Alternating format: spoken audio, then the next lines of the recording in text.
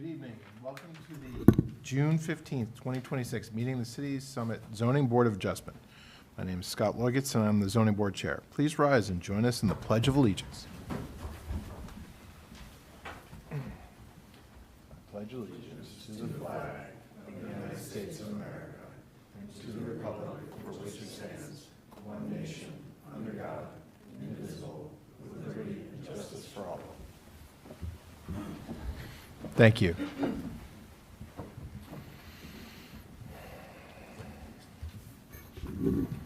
In accordance with New Jersey Statute 10:4-10, adequate notice of the special meeting has been provided to a newspaper record. It's been posted here at City Hall.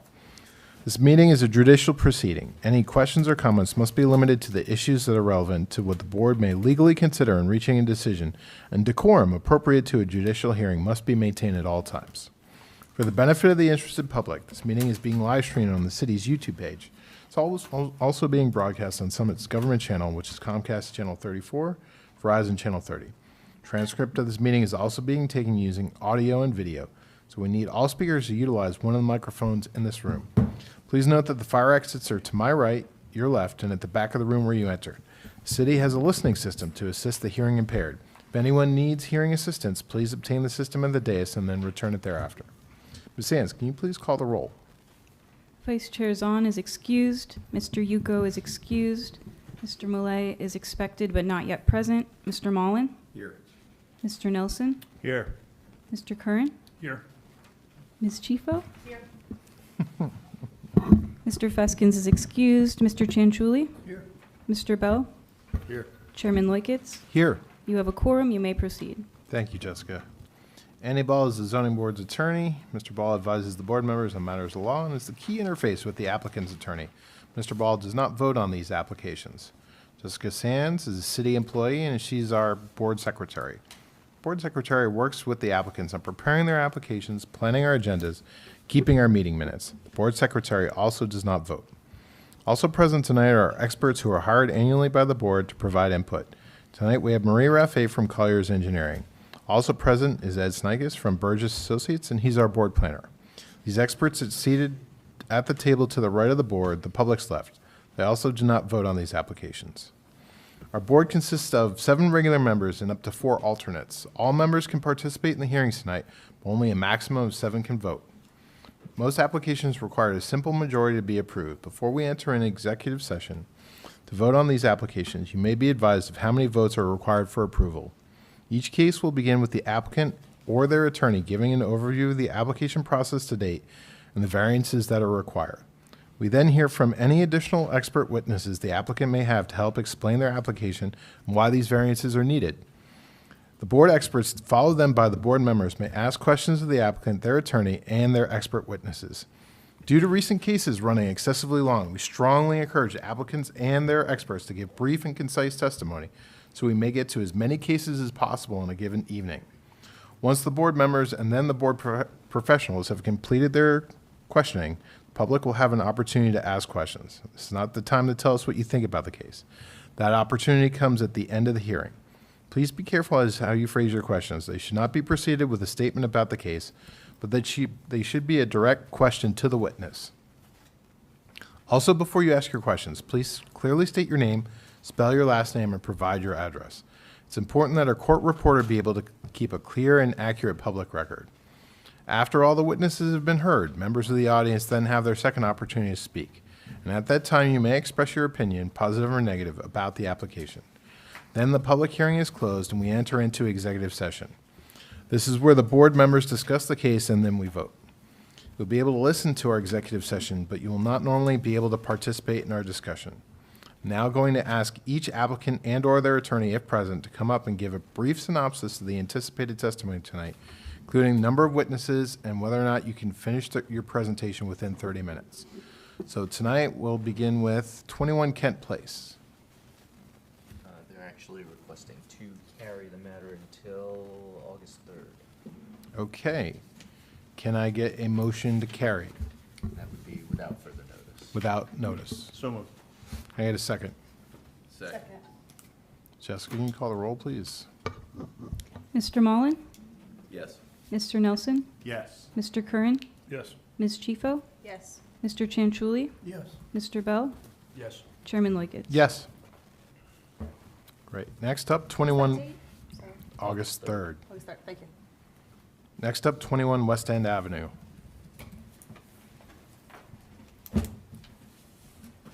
Good evening, Mr. Chairman, members of the board, James Weber of Alfonso and Weber. We have 2 witnesses, will be under 30 minutes. Thank you, Mr. Weber. We'll talk to you soon. Do I have a representative for 152 Beekman?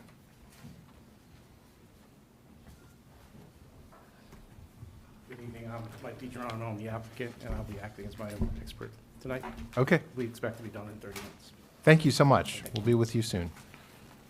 And then 21 Dunder Drive.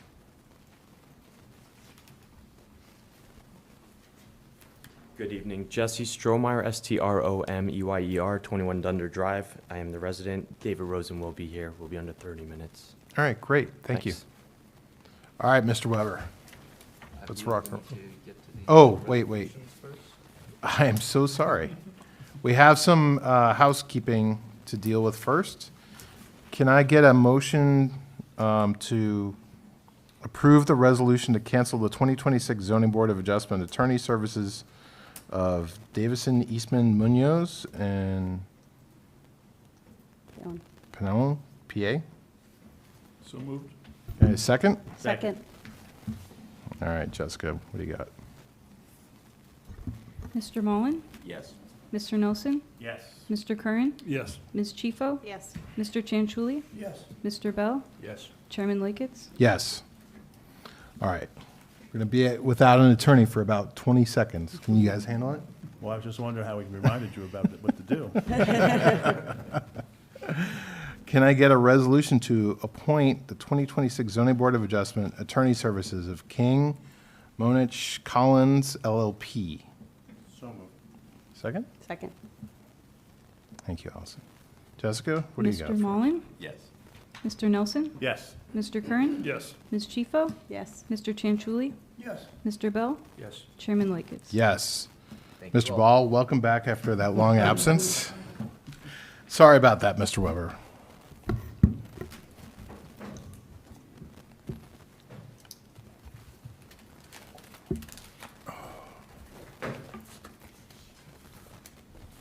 Good evening, folks. James Weber of Alfonso and Weber on behalf of the applicants, Gloria Stahl and Andrew Stahl. This is regarding a property located at 21 West End Avenue in the R10 Zone District. It is a narrow lot, although it is deep. The Stahls are proposing to add an addition to the back of the property, and that is shown on the perspective, which is provided here for illustrative purposes, and that does not affect the front of the house. That perspective should be marked as A1, if I have the permission of the board to do that. With regard to the variances, the perspective shows the change in elevation and shows that the first floor is more than 6 feet above the average grade. Because the first floor, if you notice the number of steps going up on the side, is higher than 6 feet above grade, the basement counts as a story above grade. As a result, because it is now a story above grade, it is counted in floor area ratio, and it also is counted as a story. So even though the building will be under the 35 feet, whether measured from the average grade or from the highest to lowest, it still constitutes 3 stories.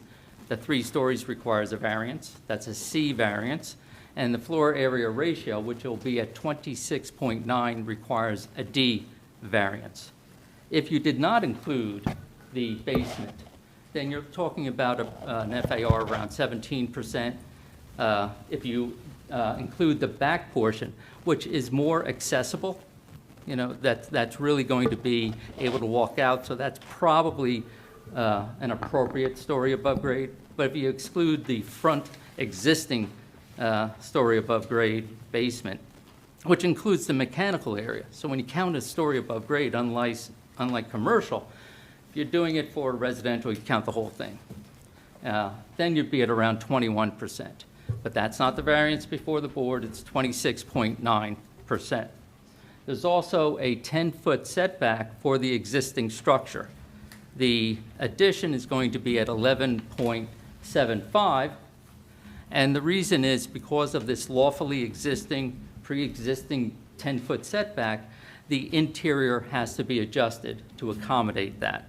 And that's why, in response to my question, why not go to 12 feet and conform? It was something that they've tried to do, but they could not achieve without really affecting the inside flow, which is already going to have a jog inside their home. So there is that setback. Then there's also a one-car garage proposed, where in the R10 you're supposed to have a two-car enclosed garage. The reason they don't want to go any further back is you're now creating more lot coverage. No lot coverage variance is required, but nonetheless, you're starting to move further back because it's a narrow lot, but it's a long lot. So that is something that they're trying to avoid. The engineer that they've retained, Jeff Agarian, cannot be here tonight, nor could any of his staff reach this. There was an opportunity to speak with Marie Raffay, and there's a numbers issue that has come up. Mr. Agarian says it's a 390 square foot change in the lot coverage, and as a result, he's proposing a storm well system to accommodate 705. So that's more. It's a very conservative approach, and we ask that the board accept that conservative approach with regard to this application. Otherwise, there are no stormwater issues that are anticipated. Unless the board has any questions of me, I would ask to call Gloria and Andrew to the stand to give testimony in this matter. Sure. Ed, I please. just wanted to confirm the variances that you're looking for. Did you see our memo where we talk about the garage space itself, its dimensional requirements? I did That's not. additional? Okay. Is You that- do note that the garage space is less than the 10 by 20 feet that's required, but we wanted that confirmed by the applicant. Okay, let's do that. Okay. Yeah, that'd be good. I just didn't know. I just wanted to point it out to the board as far as their procedures go. Thank you. Yes. Oh, and the original, when some of these questions come up about the numbers and whatnot, the original architect for Andrew and Gloria retired before the hearing, and that's why Mr. Coleman's been brought in. So in the midst of the application process, the architect retired. So we hope that the board bears with us while we try and make sure we adjust all those numbers. There would be a condition, I'm sorry to continue, the schedule independent of the variances, but the front yard and other setback requirements, the schedule has to be corrected. There's a number of typos in Mr. Coleman's schedule. No variances are required, but that should be addressed to perfect the package if the board approves the application.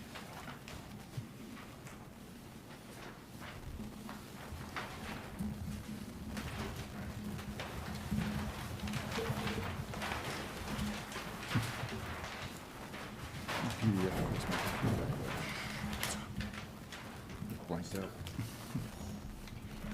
All right, if each of you could raise your right hand. Do you swear from the testimony you're about to give in this matter is the truth, the whole truth, nothing but the truth? I do. I do. And one at a time, please state your name, spell your last name. My name is Gloria Stahl, S-T-A-H-L. Andrew Stahl, S-T-A-H-L. Thank you. Welcome. How long do you folks lived at 21 West End Avenue? Oh, it's been 13 years at this point. And I must admit, and would you confirm, it's a very charming street. I've never been on it before. It is. It's a very nice, quiet street, lots of families. We really love the area. And you brought this application before the board to improve the property at 21 West End Avenue? We have, yes. And what's the purpose of that? The purpose is to give us more space for our family. It was initially just me in the house, then it was me and my husband, and now we have 2 children.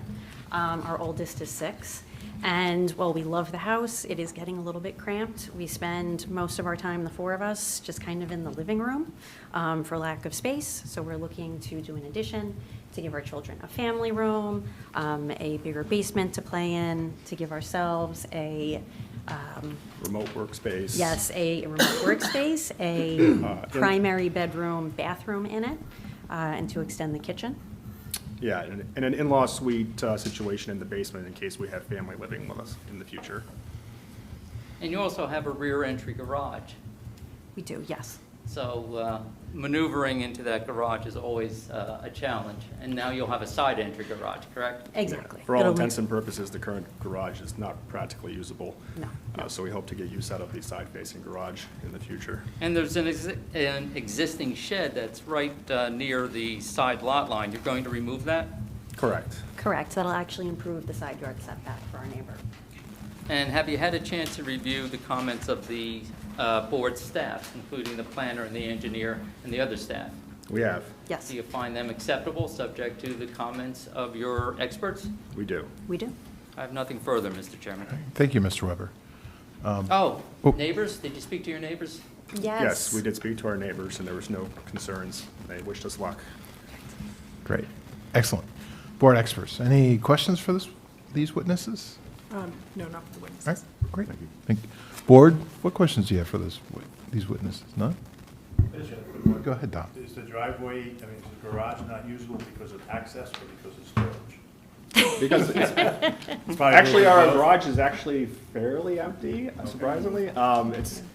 We have to drive underneath our deck in order to get in, and it actually requires some maneuvering and backing up and so forth to actually get the car into the garage without taking out our I was just deck. wondering if there's like 30 bicycles.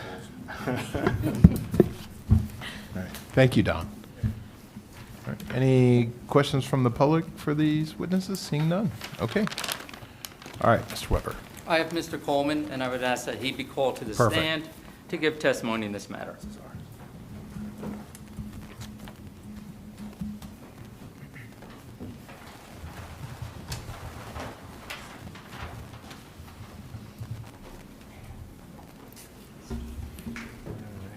You can raise your right hand. Do you swear from the testimony you're about to give in this matter is the truth, the whole truth, nothing but the truth? I do. And please state your name, and spell your last name. Robert Coleman, Coleman. Thank you, and can you briefly describe your background and experience for the board? I'm a licensed architect in the state of New Jersey. I've been before this board before. It's been a while, but I think it was for a couple of houses down by the bottom of the hill near the hospital. I've been to a number of boards around the area. I've been in business for 45 years. That's how old my license is. So I've been before boards before, and I'm aware of the process. Great. Any questions from the board, or would you like to accept them back once again? We will. Welcome back, Mr. Coleman. Please Thank you. proceed. You're familiar with the application, Mr. Coleman? Yes, I am. I was contacted by Gloria here to take over the job from her architect who is retiring, the lucky stiff. She sent me the plans in a PDF and a CAD format, and I began working on them and adapting them to my title blocks and the way my printer prints. And then we decided I believe it was the zoning officer in town called up and said, you need an extra variance, the FAR variance, which wasn't on the original plans. And I checked her numbers and she was right. She had 26.6 or 0.7. And in the end, I came up with 26.9, and so here we are. Mr. Coleman, I've made representations to the board with regard to the story above grade and how the story above grade affects the floor area ratio and the number of stories. Yes. Can you confirm what I'm saying? Yes, that's true. It adds, in the existing floor plan as it exists now, well, it did exist up there, the basement without the garage is 451 square feet. The existing FAR is .163, which includes the second floor that has a little 1-foot overhang in the front, the first floor, and then the basement area, which we account because of the grade now, it's a story above grade. When we put the addition on, the existing garage, which we had credit for, we have to put it back into the house because now it's going to be part of the the full basement is, I think it's being turned into a workshop and a family room. The new garage gets taken out for the credit you have for a one-car garage. And we end up with a new first floor of 1153.5, a second floor of 965.3. It's smaller because the addition on the second floor is only a master bath. It doesn't cover the full new first floor area, it's only a master bath. And then the basement becomes 1,080 square feet because we've put the original garage back in, plus the original basement, plus the new basement, less the garage, and we end up with an FAR of 0.2695 on an area of 3,191.1 square feet. So it's the slope of the lot, and counting as a story above grade really is what does us in for the FAR. I've lost the ability to pick up the architectural plans. And there they There are. they are. Okay. So if there's any questions with the particular floor plans, I can turn to that.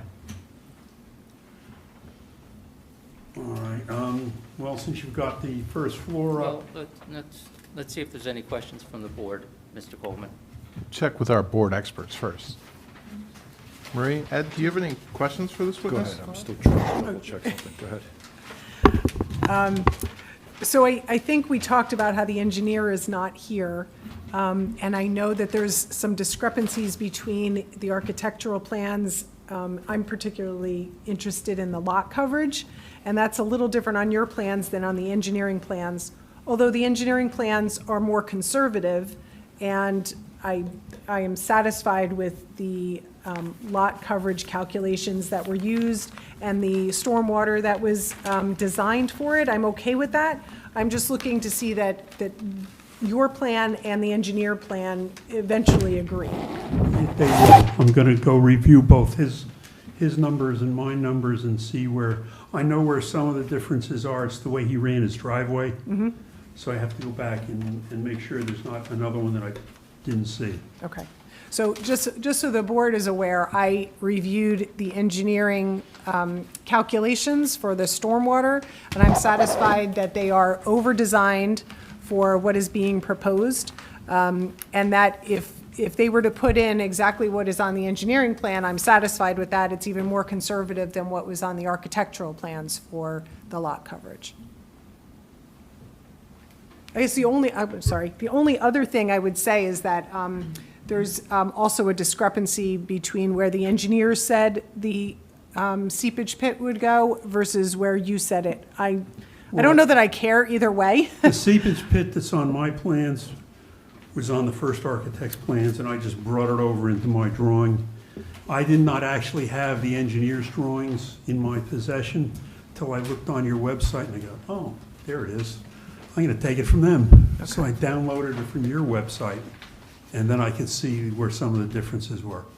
And I think the difference that makes is if you have it further back in the property, it increases the lot disturbance, which could trigger a soil permit. Well, where So the, just it be aware is of on that. my, or on the first architect's plans, he actually put it in the play area, Yes, which it doesn't belong there. So we're gonna put it where the, obviously where the engineer had put Okay. it. okay, all right, that's all I had. Thank you.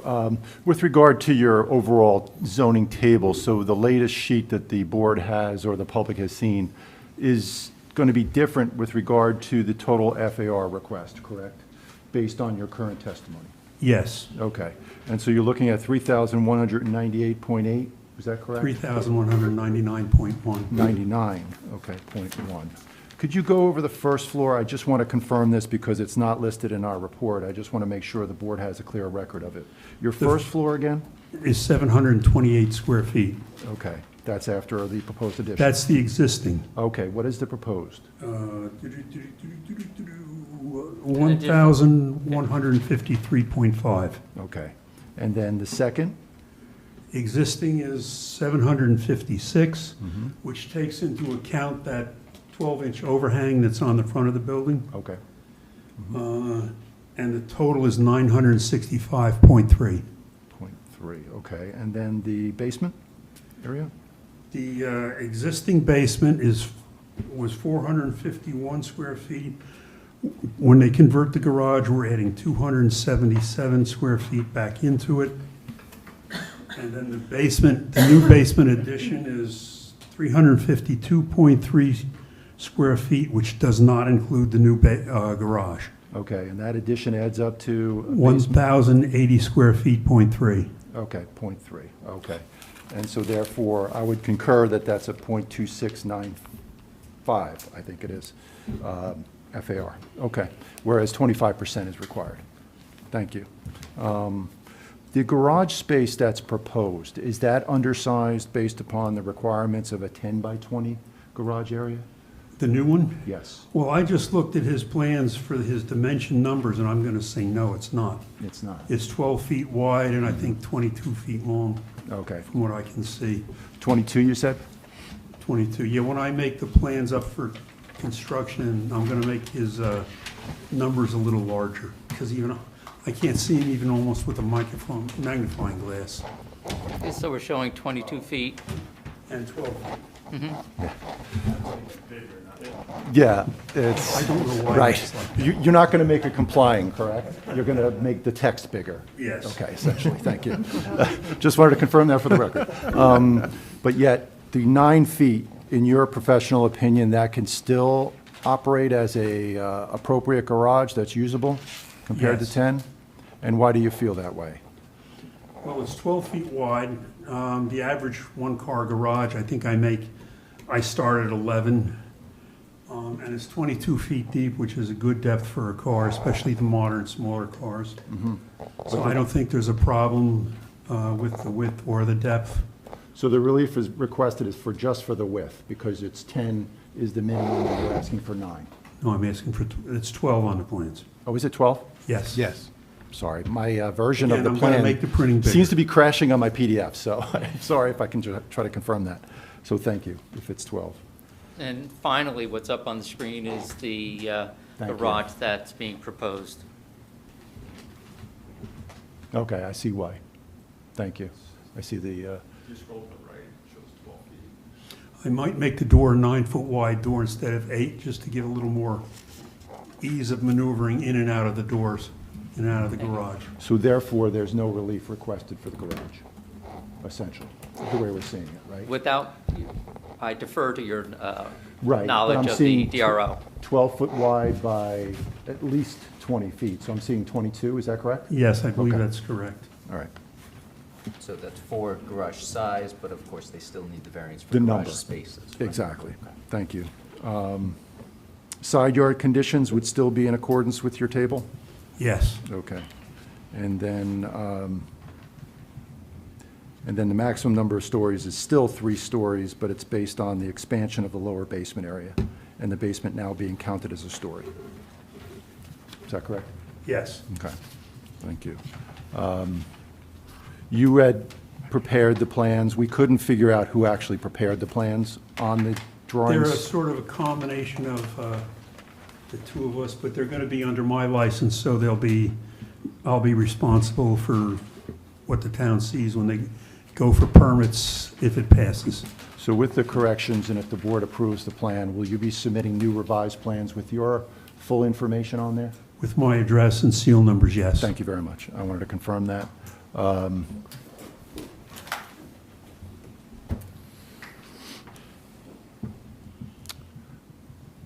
think the rest of it's been addressed, other than the AC units will be in the side yard? The new AC units? No, they're going to be on the side of the house next to the driveway. Okay, but they'll be in the side yard. They'll be in the side yard, but they'll be in the big side yard. Will they be screened? Yes. Okay, thank you. No further questions. Thank you, Ed. Board, what questions do you have for this witness? Just a couple of real quick ones. So you say that the drainage system will not be located in the play area, so you're gonna. It will not, no. So you're gonna move it closer to the house? Yes. Okay. And I have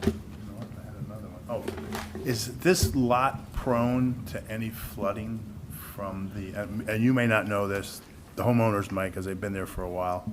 That drainage system that's behind you guys that runs along the train tracks that come down to the bottom, are you affected by that at all?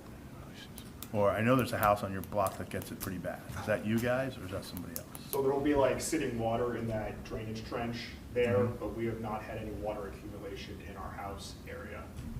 I'm just curious as to whether, even during Sandy, you had nothing in the house?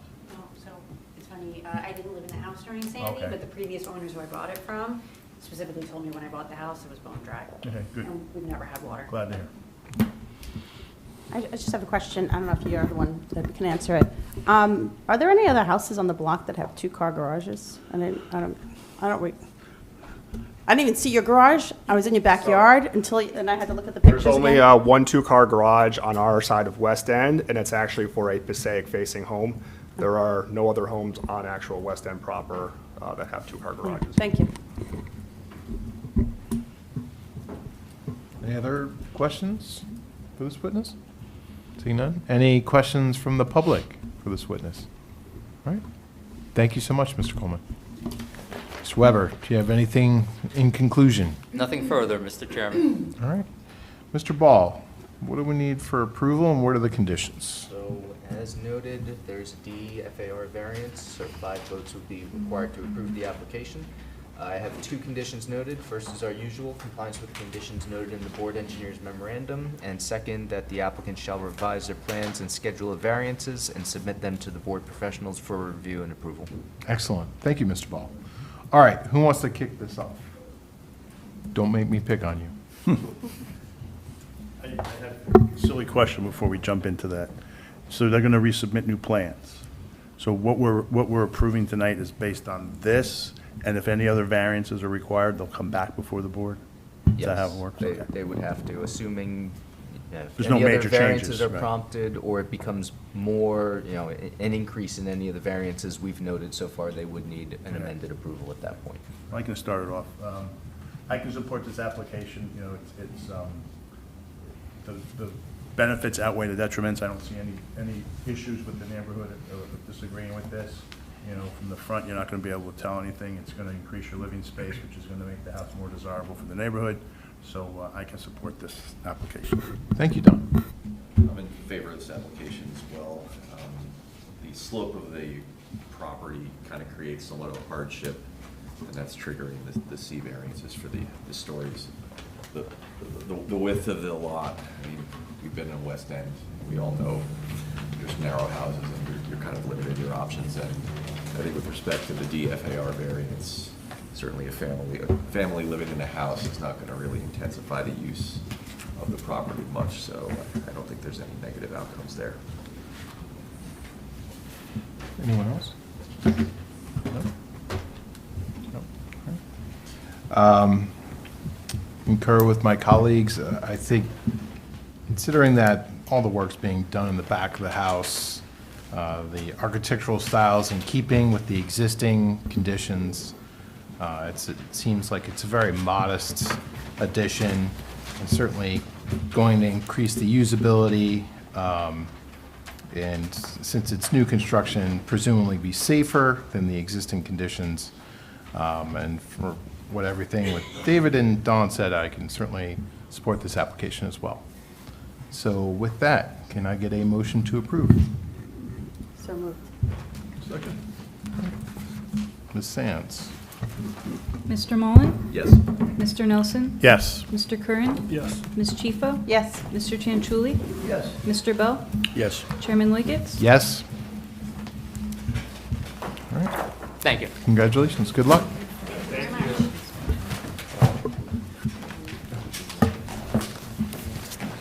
Sure. Let me ask, Jim, do you have a minute?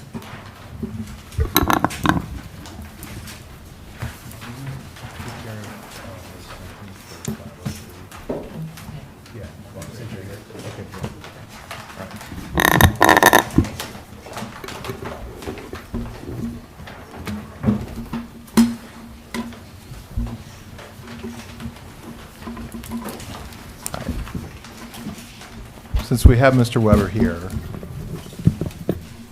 going to, do you want to address the extension at all, Mr. Weber, or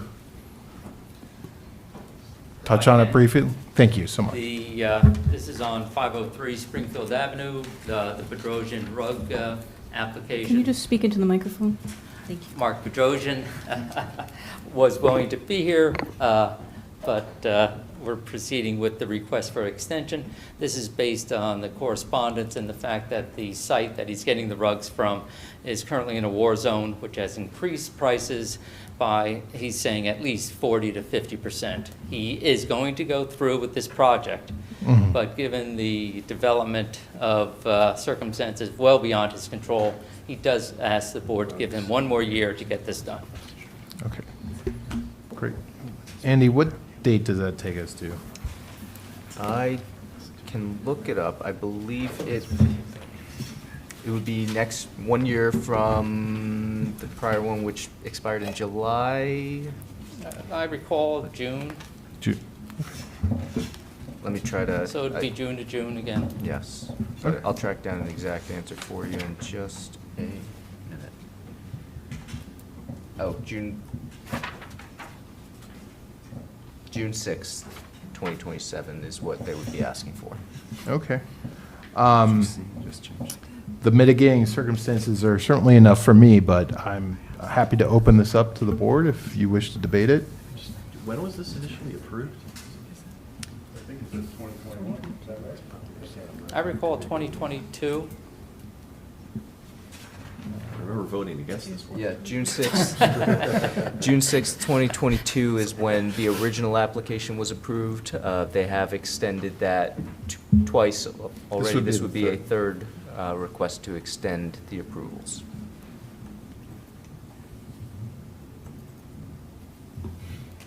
So that by next year, they have to have They have to. submitted the plans? Submitted the plans, apply for a building permit, and yes. Okay.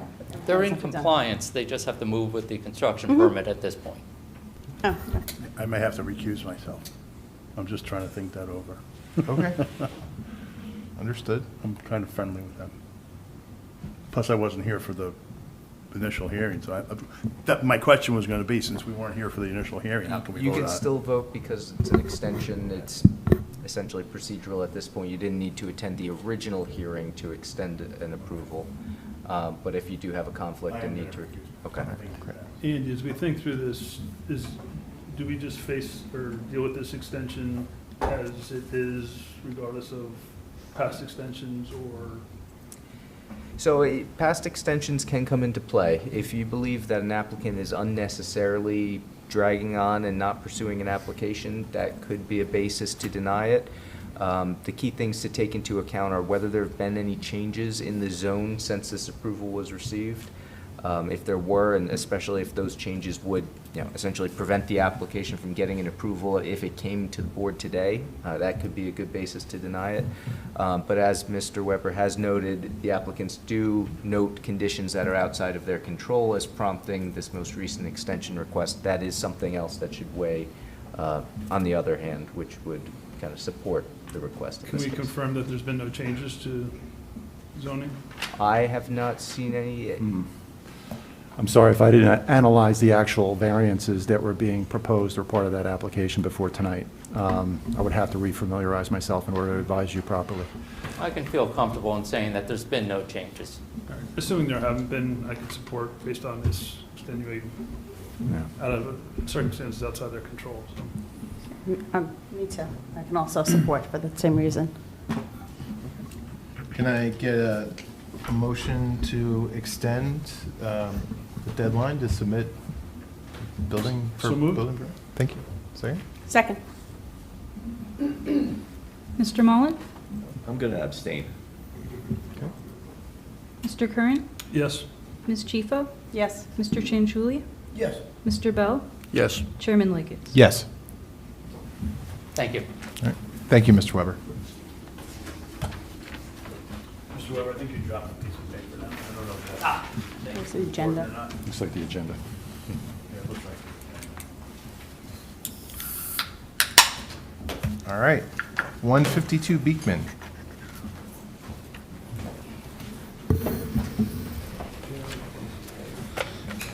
gonna try to hook this up from here, but it's not working, so do you, anybody know, I can move it to the desk if that's easier. Yeah, that's fine, sure. Use the same.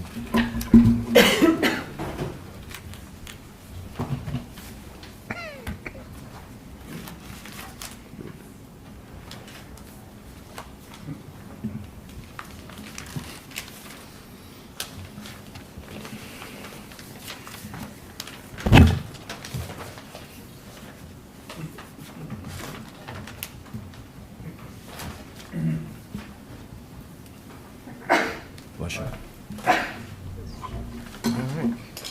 If you could each raise your right hand, if you're both testifying. Do you swear from the testimony you're about to give in this matter is the truth, the whole truth, nothing but the truth? I do. And one at a time, please state your name, spell your last name. Sure, Mike DiGeronimo, it's D-I-G-E-R-O-N-I-M-O. Tara DiGeronimo, D-I-G-E-R-O-N-I-M-O. Thank you. And since Mr. DiGeronimo, you're appearing as our expert in this case, I'll just note for the record, you've appeared before us a number of times, including relatively recently. Have there been any changes to your credentials since the last time you were here? No. I imagine the board would like to accept you back once again. Absolutely. Welcome back. All right, thank you very much.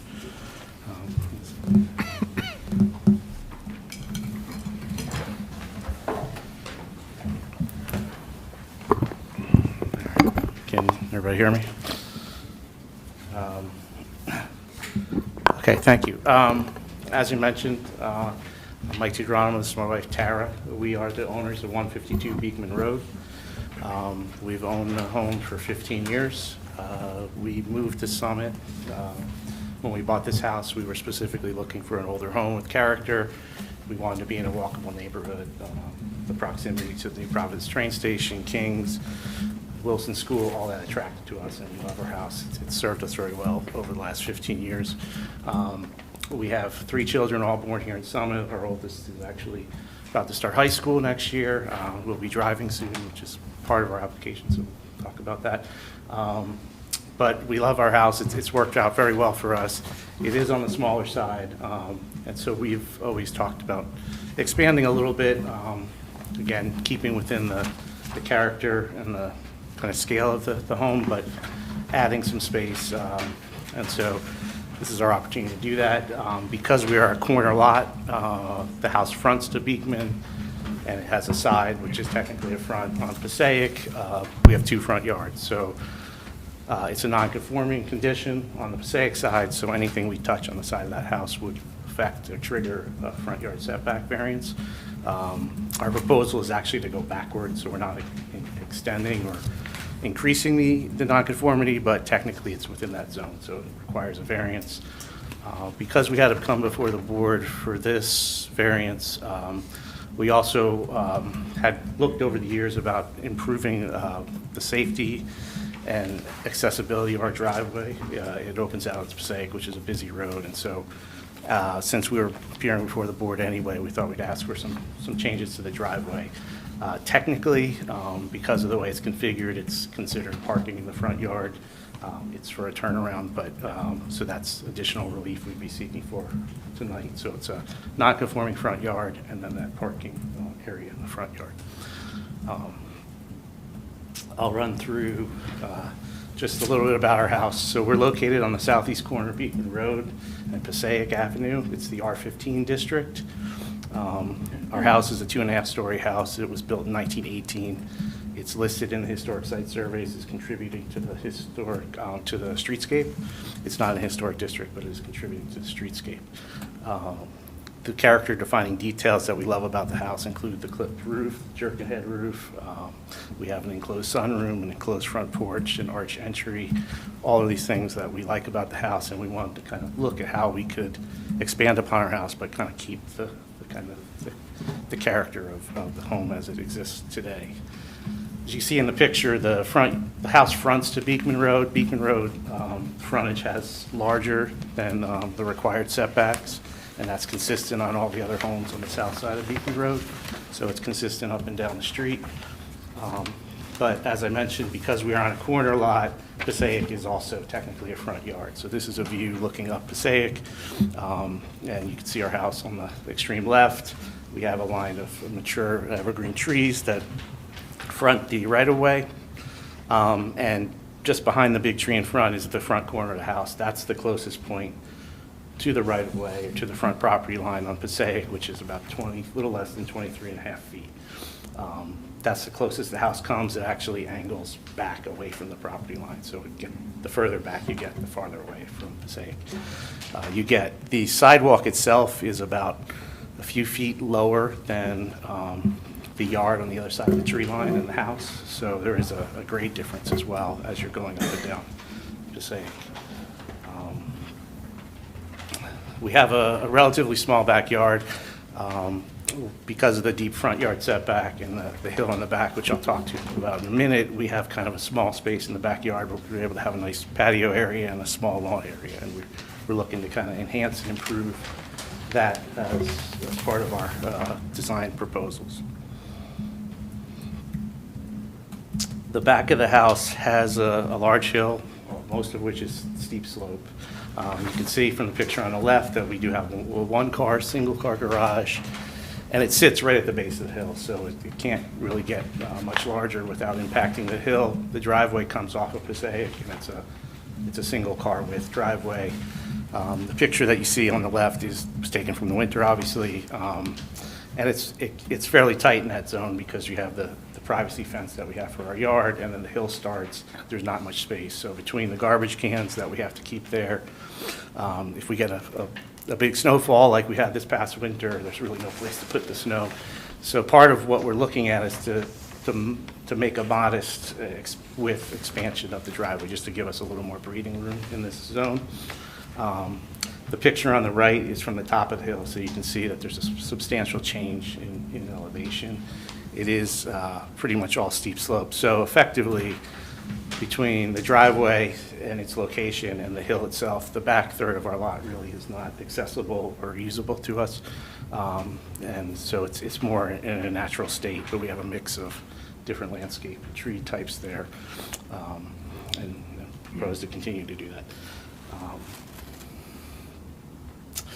The egress to our driveway out to Passaic is shown in these images. There's very limited visibility. It's a combination of the fact of the hill that we just talked about, the mature trees that run up and down Passaic, and then there's actually a vertical curve in Passaic that the location of the intersection near Kings is actually elevation-wise lower than our point. So as cars have to come up the hill before you're actually seeing them. And so getting it out of the driveway can be a challenge. At peak travel times, the morning rush hour, not so much the evening, but what I would call the school rush hour, the 2:30 to 3:30 time, traffic will back up from that light all the way past our driveway and sometimes even past Beacon Road. So it's a challenge getting in and out. It kind of relies on us having somebody see us and are willing to let us out. That's a little hard when you're trying to back out to try to make that move. The condition is a little more challenging as well because it's because of the proximity to the New Providence train station, Kings, the businesses on Springfield, and then a substantial number of homes, apartments, condos in the area. It actually is a very heavily trafficked pedestrian sidewalk. A lot of people use it to get the train station, to shop. A lot of people just in the neighborhood using it.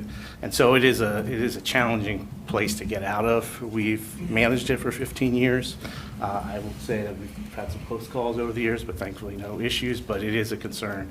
And as our kids get to driving age, it's something that we're considering. So again, our focus on this was really the addition, but since we were here, we wanted to kind of look at some of these issues as well. The site plan that's up on the screen is what we submitted in your packets, and we're showing a small addition in the back. The addition and porch were designed to complement the scale and character of the house, and I'll show you how that impacts with the setbacks. So in this diagram, the trapezoidal shape is the lot line, the black line, and then when you overlay the setbacks, which are effectively two fronts and two sides, you get the red triangular shape. And so when you see what the existing house looks like, a significant portion of the plan right side of the house is in the Passaic front yard. And so that's an existing nonconformity. And as you can see, as you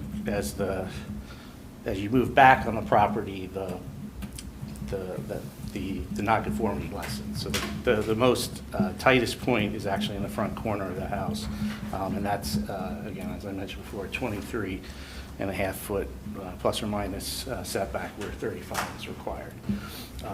We are looking, you can see there's a small bump out in the back. That's a one-story portion that exists on the house now. We're going to reconstruct in that area and make it a little bit bigger with another one-story realm. So we're trying to fill in the gaps a little bit. But again, we're not looking to extend any closer to Passaic, but it's part of where we're looking. So that area that actually is technically over the line amounts to about 37.5 square feet. It's not much. The new floor area that we're adding is only 92 square feet, and the new building coverage area that we're adding is only 165 square feet. So it's very modest. It's a one-story addition. It just gives us a little bit extra space in the back for an extension to our kitchen, and then adding a small rear porch in the back.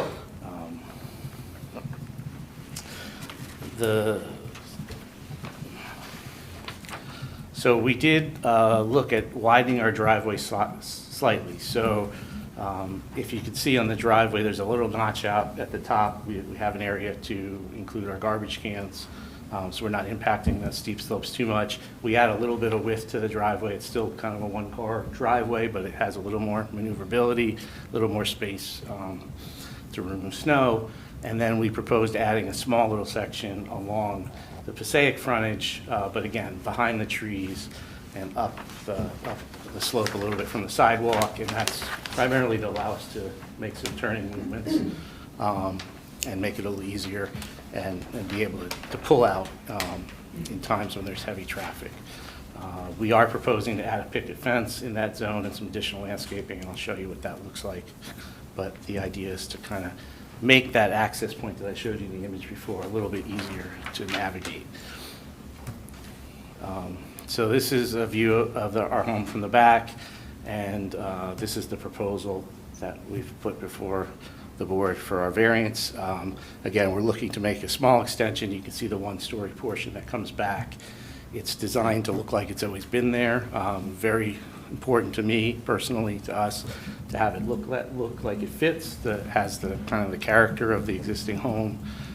So we've looked at the clip roof, the jerkin head roofs, the brackets, added some deeper overhangs, a porch with chamfered columns that sort of match the style of the home, and then adding a pergola trellis element to kind of add some additional character.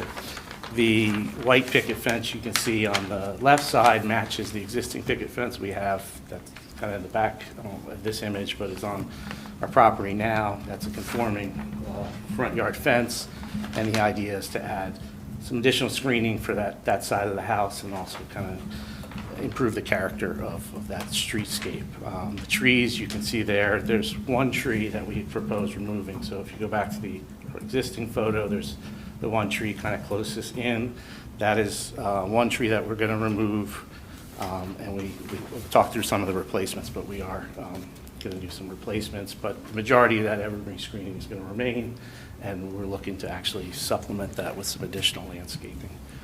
The privacy fence, which is in a conforming location, would remain. We would just change the gate location to match our new design, but that all sort of stays consistent with what we have today. Architecturally, as I mentioned, we're looking to kind of pick up the details of the home and really make it look like seamless, like it has always been there and part of the look and feel from the beginning. And then on the Passaic side, again, it's just a one-story addition that we're proposing, trying to keep the facade and the sort of the streetscape very similar. We have an existing basement door we're going to replace and just add a small little roof over. But the details are all designed to look like it's been part of the house and match the historic character. So I have reviewed the various review memos. I've tried to cover most of that, but I'm happy to answer any of those questions. One of the things that came up in, I believe, the environmental, and John Linson had mentioned in his memo, was the replacement trees. So we are removing one tree as part of this application that would qualify for a replacement. We had removed some trees a few years ago that were dead and dying, and at the time, we didn't think they needed to be replaced, but we did get some notifications that they did. John Linson, when I talked to him, seemed to indicate that we may not. But in any case, we've added a total of 6 replacement trees to cover that, if that's the case. And I talked to John about some different opportunities and different ideas in terms of the screening. And so if the board is able to approve us tonight, we would be more than happy to look at a condition where we'd have an approval from Mr. Linson in terms of the landscape. Just to cover, to wrap up, and then I'm happy to answer any questions. As I mentioned, the house does not go any closer to Passaic. We are moving straight back in terms of the new floor area. The proposed driveway design allows us for safer access to Passaic. The proposed fencing and landscaping have been designed to infill with the existing landscape on the property. We've minimized the amount of impact to the steep slope. We had to do a little bit as it related to that widening of the driveway, but we've minimized that to the extent practical. That doesn't require a variance from in terms of the square footage that's impacted. I believe that the benefits of this outweigh any of the detriments. The proposed improvements contribute positively to the neighborhood and the streetscape. It serves the purpose of zoning by creating a desirable visual environment, and the improved access to Passaic makes it a safer condition for vehicles and pedestrians alike. I believe this is consistent with our master plan and the zoning ordinance, and we look forward to the opportunity to answer any questions anybody might have. Thank you. Before we get to questions, I just want to confirm procedurally, did you submit this electronic presentation yet? I have not. I can Okay. submit it to Jessica as an exhibit. So we'll mark this as A1, just the entire presentation, and if you Okay. could just please make sure to get a copy to Jessica, that'd be great. We can do that, yep. Marie, Ed, what questions do you have for this witness? Do you think you could provide some testimony on the increase in lot coverage for the property? So right now, we have an existing lot coverage of 21.4%. With the increases to the driveway, that would go up to 26.2%, so well under the 35 that's required. We have added some area, obviously, to make the driveway wider and have the turnaround area. We did propose reducing some of the patio area, so we tried to offset that, but it is an increase, and we did provide the dry well condition, as you know, in the front yard.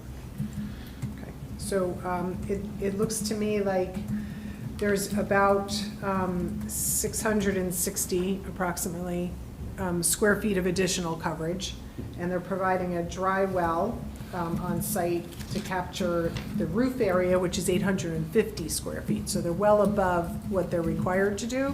So it looks like they're improving the stormwater runoff. Could you talk about any runoff from the driveway maybe? Do you see any problems with runoff into the road at all? Currently, we don't have an issue with that. I don't envision this to change that.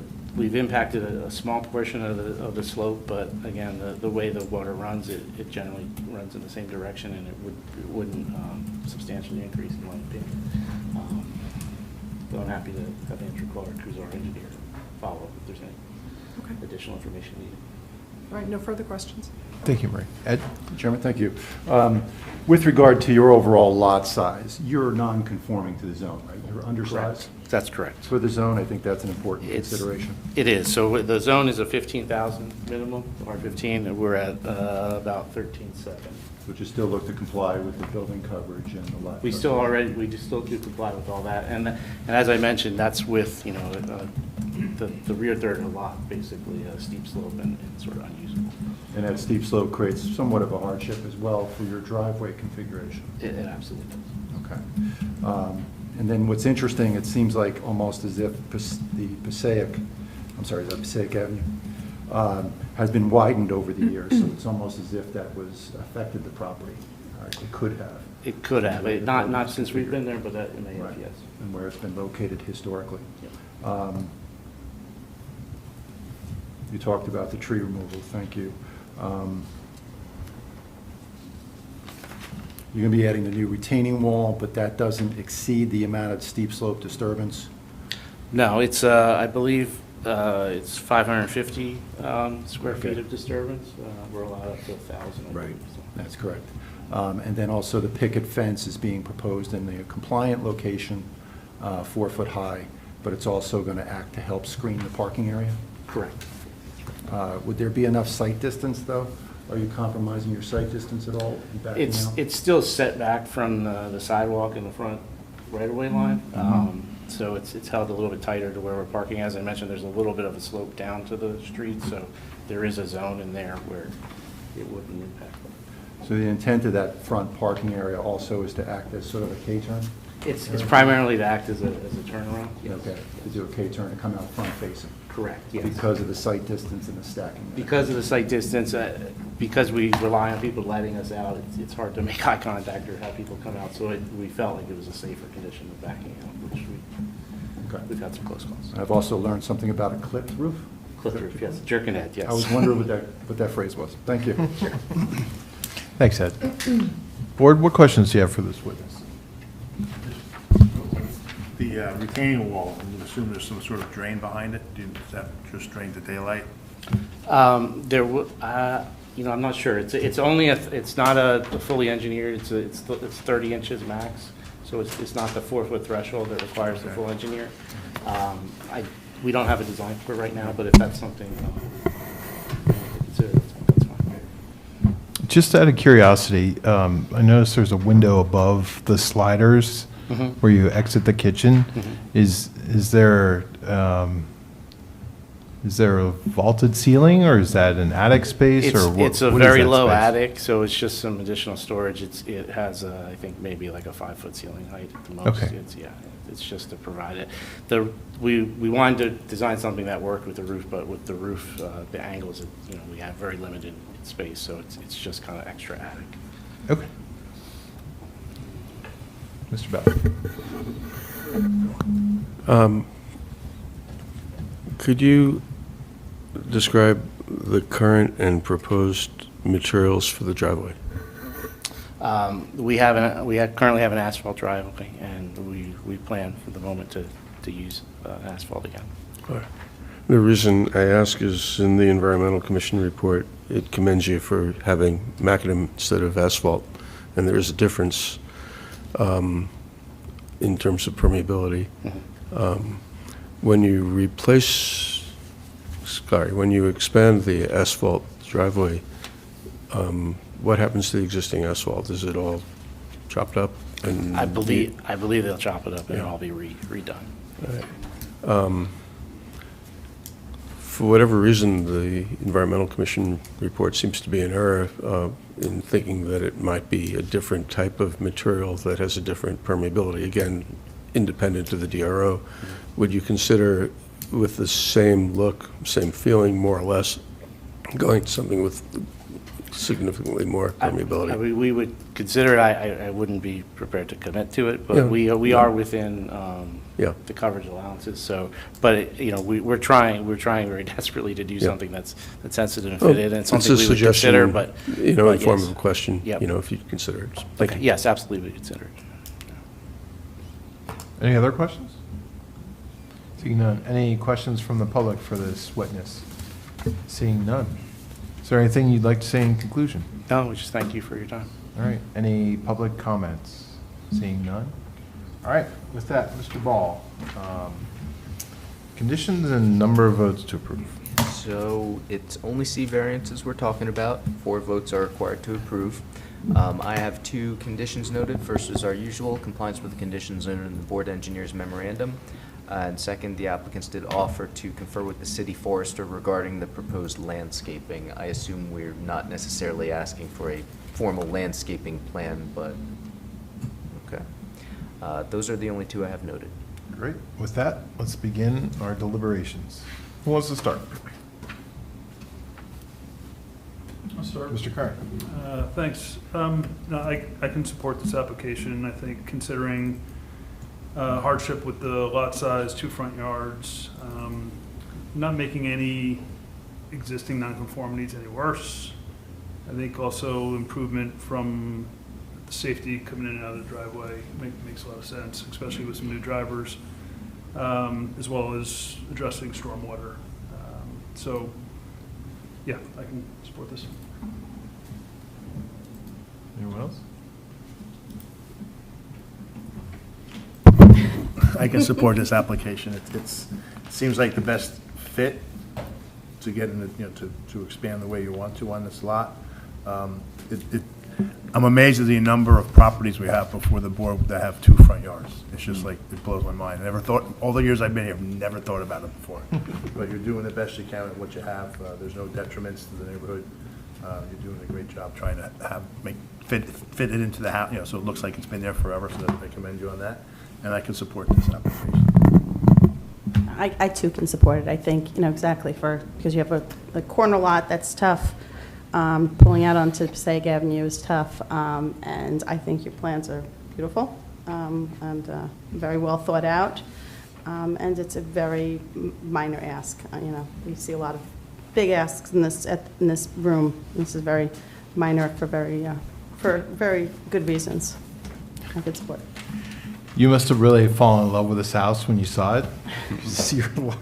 You've picked a lot with pretty much every hardship imaginable. It's undersized, 2 front yards, steep slope in the back. I mean, the list goes on and on. So I appreciate your sensitivity and care you've taken in designing your addition. You're making a beautiful house even better, which is not always an easy feat, so I appreciate that. That's certainly in keeping with our DRO. And I think the safety benefits that come out of this turnaround, we've all been up and down Passaic Avenue. I think we could see how difficult of a task it would be just to get out of your driveway, and it shouldn't be that way. So this makes all the sense in the world to me, and I can certainly support your application. With that, can I get a motion to approve? So moved. Second. Mr. Mullen? Yes. Mr. Nelson? Yes. Mr. Curran? Yes. Ms. Chifa? Yes. Mr. Chanchuli? Yes. Mr. Bell? Yes. Chairman Likens? Yes. Good luck. Thank you very much. Thank you. All right. Last hearing of the night, 21 Dunder Drive.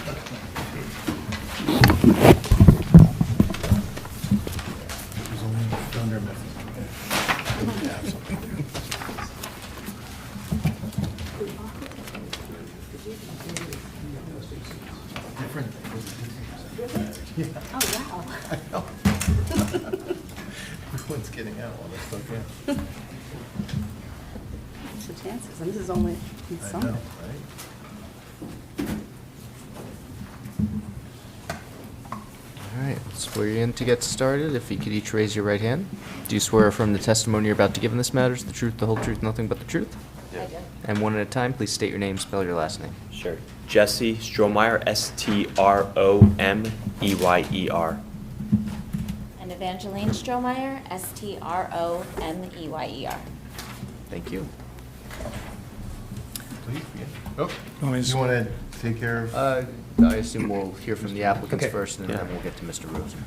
Sure. So Jesse Strohmeyer, 21 Dunder Drive. Just like the prior applicants, we too chose a property that had a lot of hardships, a corner lot. We've been in town residents since 2013, and over 10 years in the current house at Dunder Drive. When I say we, Evangeline and I have raised our family in Summit. We have 2 young children, Jacob and Mia, 7 and 9, and we love Summit. We love our house, we love our neighborhood, and it's become very clear as our family has grown, both size and age, that 1 full bathroom is probably not sustainable, especially as my younger daughter is getting older. But we want to expand our home, we want to be able to stay in Summit. We're going to modify our small bathroom, make it a little bit larger, add another full bath and bedroom, and then also expand our kitchen and modify the mudroom as well.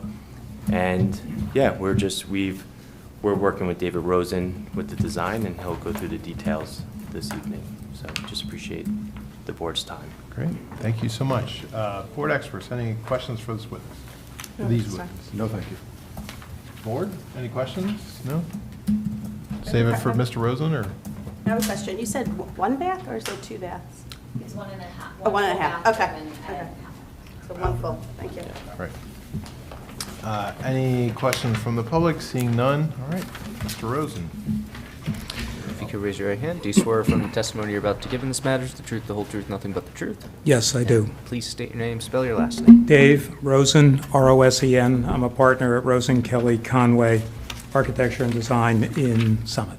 Thank you, and you've appeared before us a number of times, including Yes. recently. Any changes to your credentials since the last time you were Nope, here? still good. I imagine we'll accept you back once again. Okay. Absolutely. Welcome back. Thank you. Okay, this property, 21 Dunder Drive, this is the drawing that you have in front of you, V1, which shows the house, the property, and so on, the existing condition and the proposed. It lists a number of variances over here on the far left. Those are indicated by sort of blue or green highlighting. What I wanted to do is go through a few critical things here. One is that the main thing on this is that this property is in the R15 zone, and yet this property is 7,604 square feet. So it's just about half the size that it would normally be in this zone. To further complicate it, it's a corner lot, as Don just mentioned, which complicates a number of things, and we'll get into that, including things like the setback for an accessory structure, which is required to be double the normal distance, which would put it into, put the patio into our neighbor's yard. Just want to start off with a few things. If this corner lot was to be made today, it wouldn't even have to be just 15,000, but 18,000, because corner lots are supposed to be 20% larger than the regular size lot for the zone. So we are here for a number of variances that mostly have to do with setbacks. We do have a floor area ratio variance, but amazingly, for a property that's about half the size that it's supposed to be, we were able to keep that. We couldn't keep it to the 25% limit, but we were able to keep it under 30%. And kind of more surprisingly, we were able to have building coverage conforming and lot coverage conforming. Normally, on a property that's half the size that it's supposed to be, those would be variances. But we worked very hard to achieve this. Now, over here, indicated as A1, and I'll just hand them to you after. This is showing the neighborhood.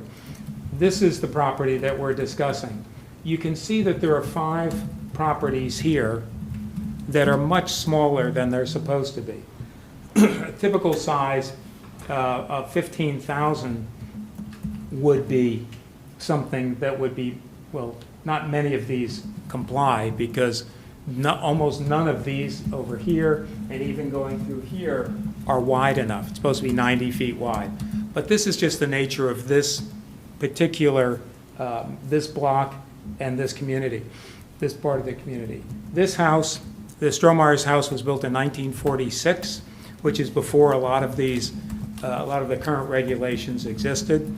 There were some requirements then, and over the years, some of those have changed to push greater distances and so on.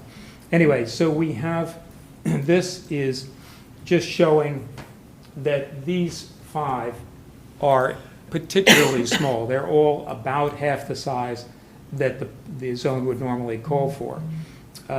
Years ago, 16 years ago, we got a very similar variance for floor area ratio for the adjacent property, and that neighbor we've discussed, because there's proximity between these two. So we've had discussions, and she's here tonight in support. The next drawing that I want to show you, I've labeled it A2. It is identical to this. I just blew it up a little bit, and I'm just going to outline the buildable area of the lot, which is about 11 feet deep. So in here,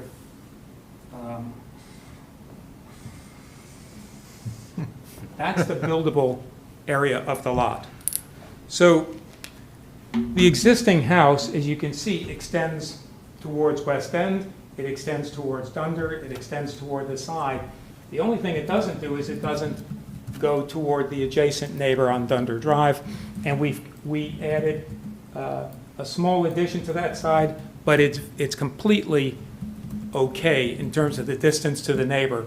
But even that didn't work because this part is farther forward and this piece is farther back. So, so what we have is a very unusual situation, and what we're doing is a relatively modest addition. We are not adding a family room, we're not adding an office, we're not adding a two-car garage. What we're doing is we're moving the existing front-facing garage, so we get to add another variance for it.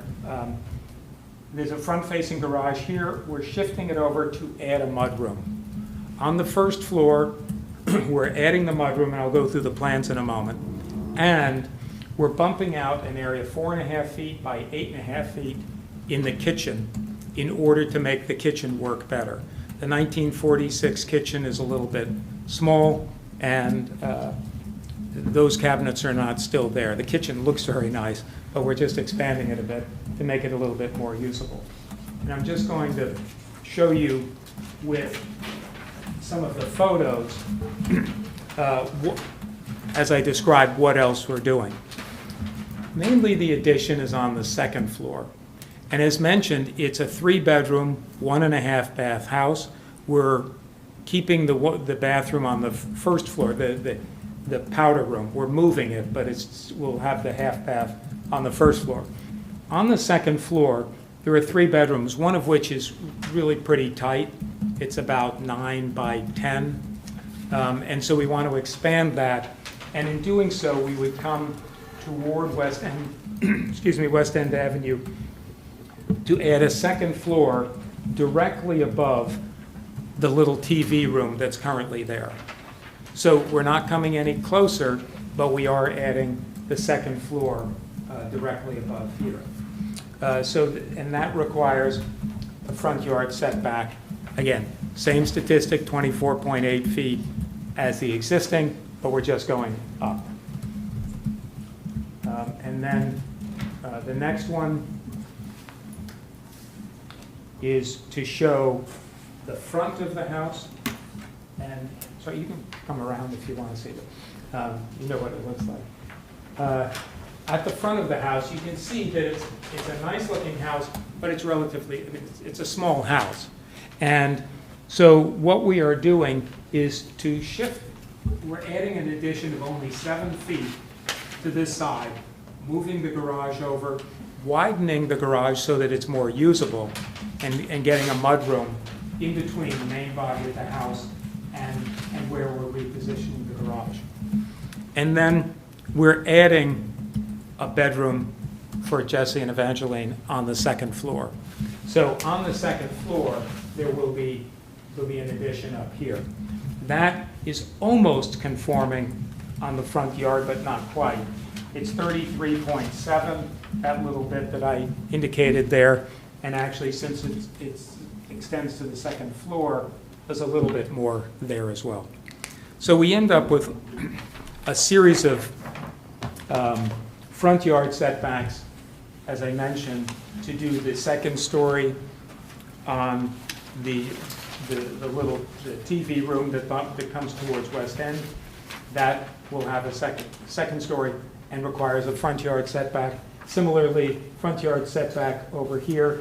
This piece also, since it aligns with that, there is a little bit in here as well that's front yard setback towards Dunder Drive.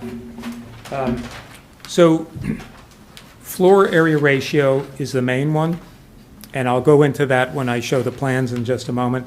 And then we have these front yard setbacks, and then we have side yard setback, because any part of the house, this piece is a one-story piece, and I'll show you on the plan.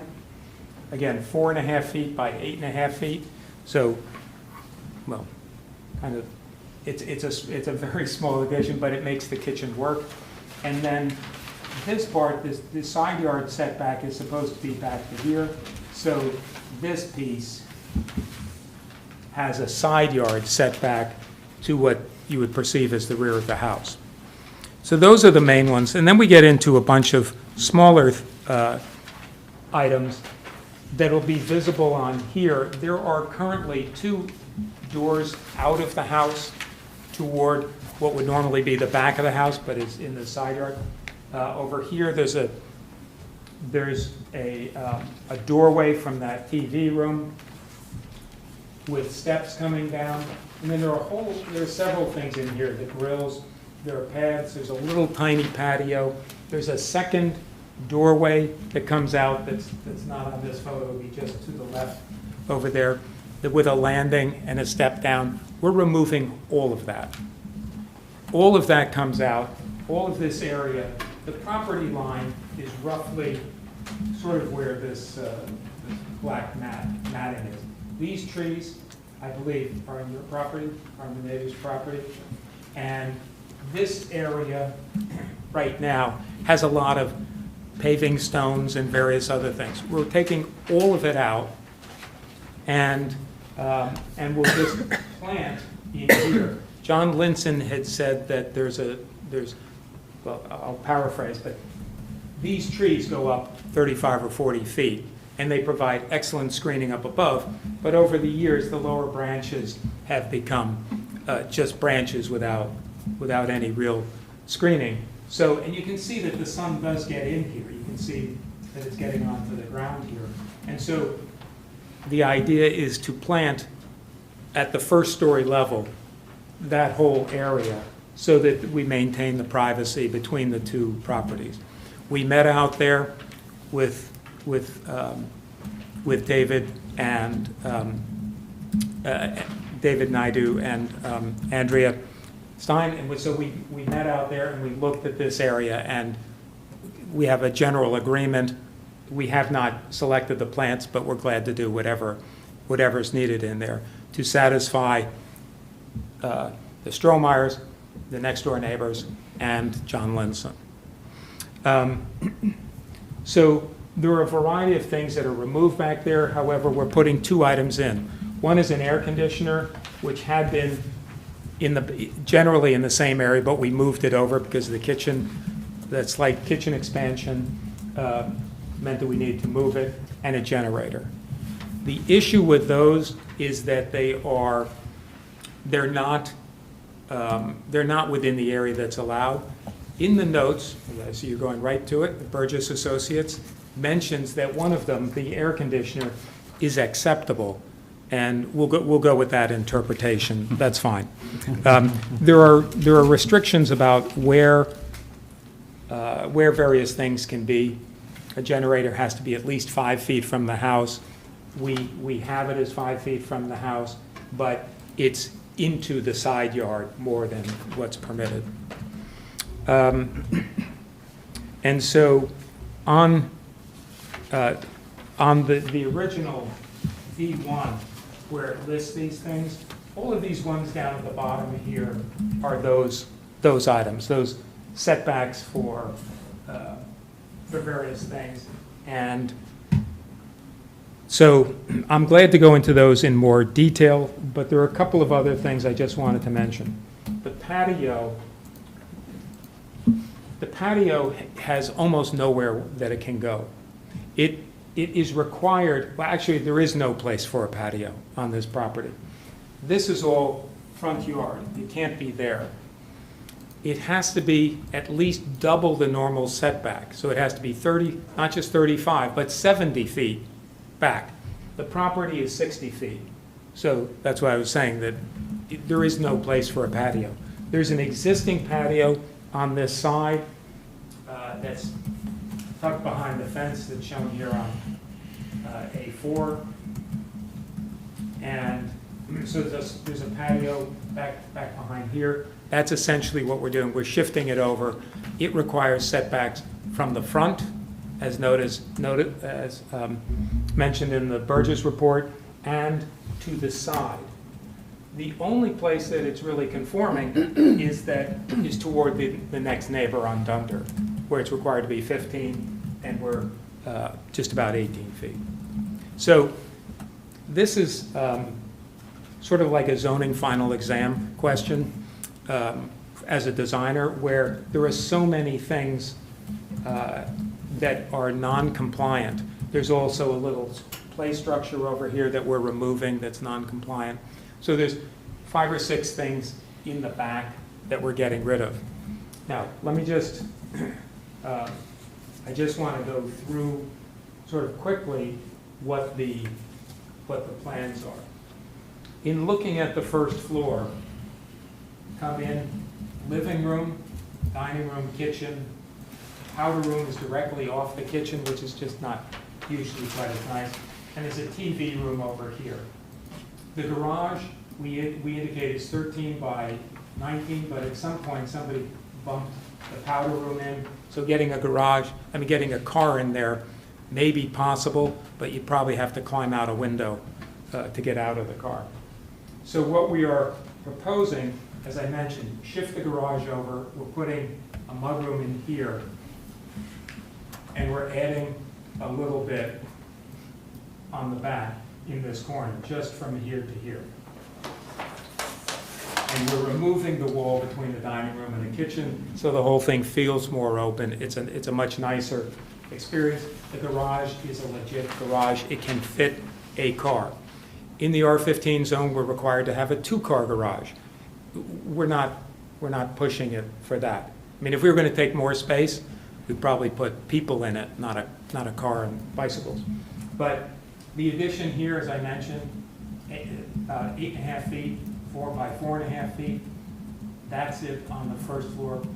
This piece, and as I said, we've pushed out. The addition goes a total of 7 feet to that side, and the patio off to the side here.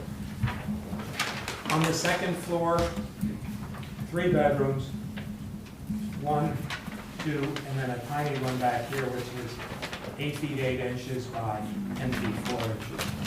And there's 1 bathroom, which is quite snug. And the proposal is to add, as I mentioned, a piece over here, so that can be a bedroom, and to add above the new garage, expanded garage, to get bedroom, bathroom, closet. That's basically it. We've reconfigured some of the closets to get a little bit better storage. We shrunk the current primary bedroom in order to make it a kid's bedroom. The 2 children have the bedrooms in the front, nice size. The other one can serve as a guest room and double as an office, whatever's needed there. So that's mainly what we're doing. On the outside, on V8, you can see the house as it is, and this is the same piece we added above here.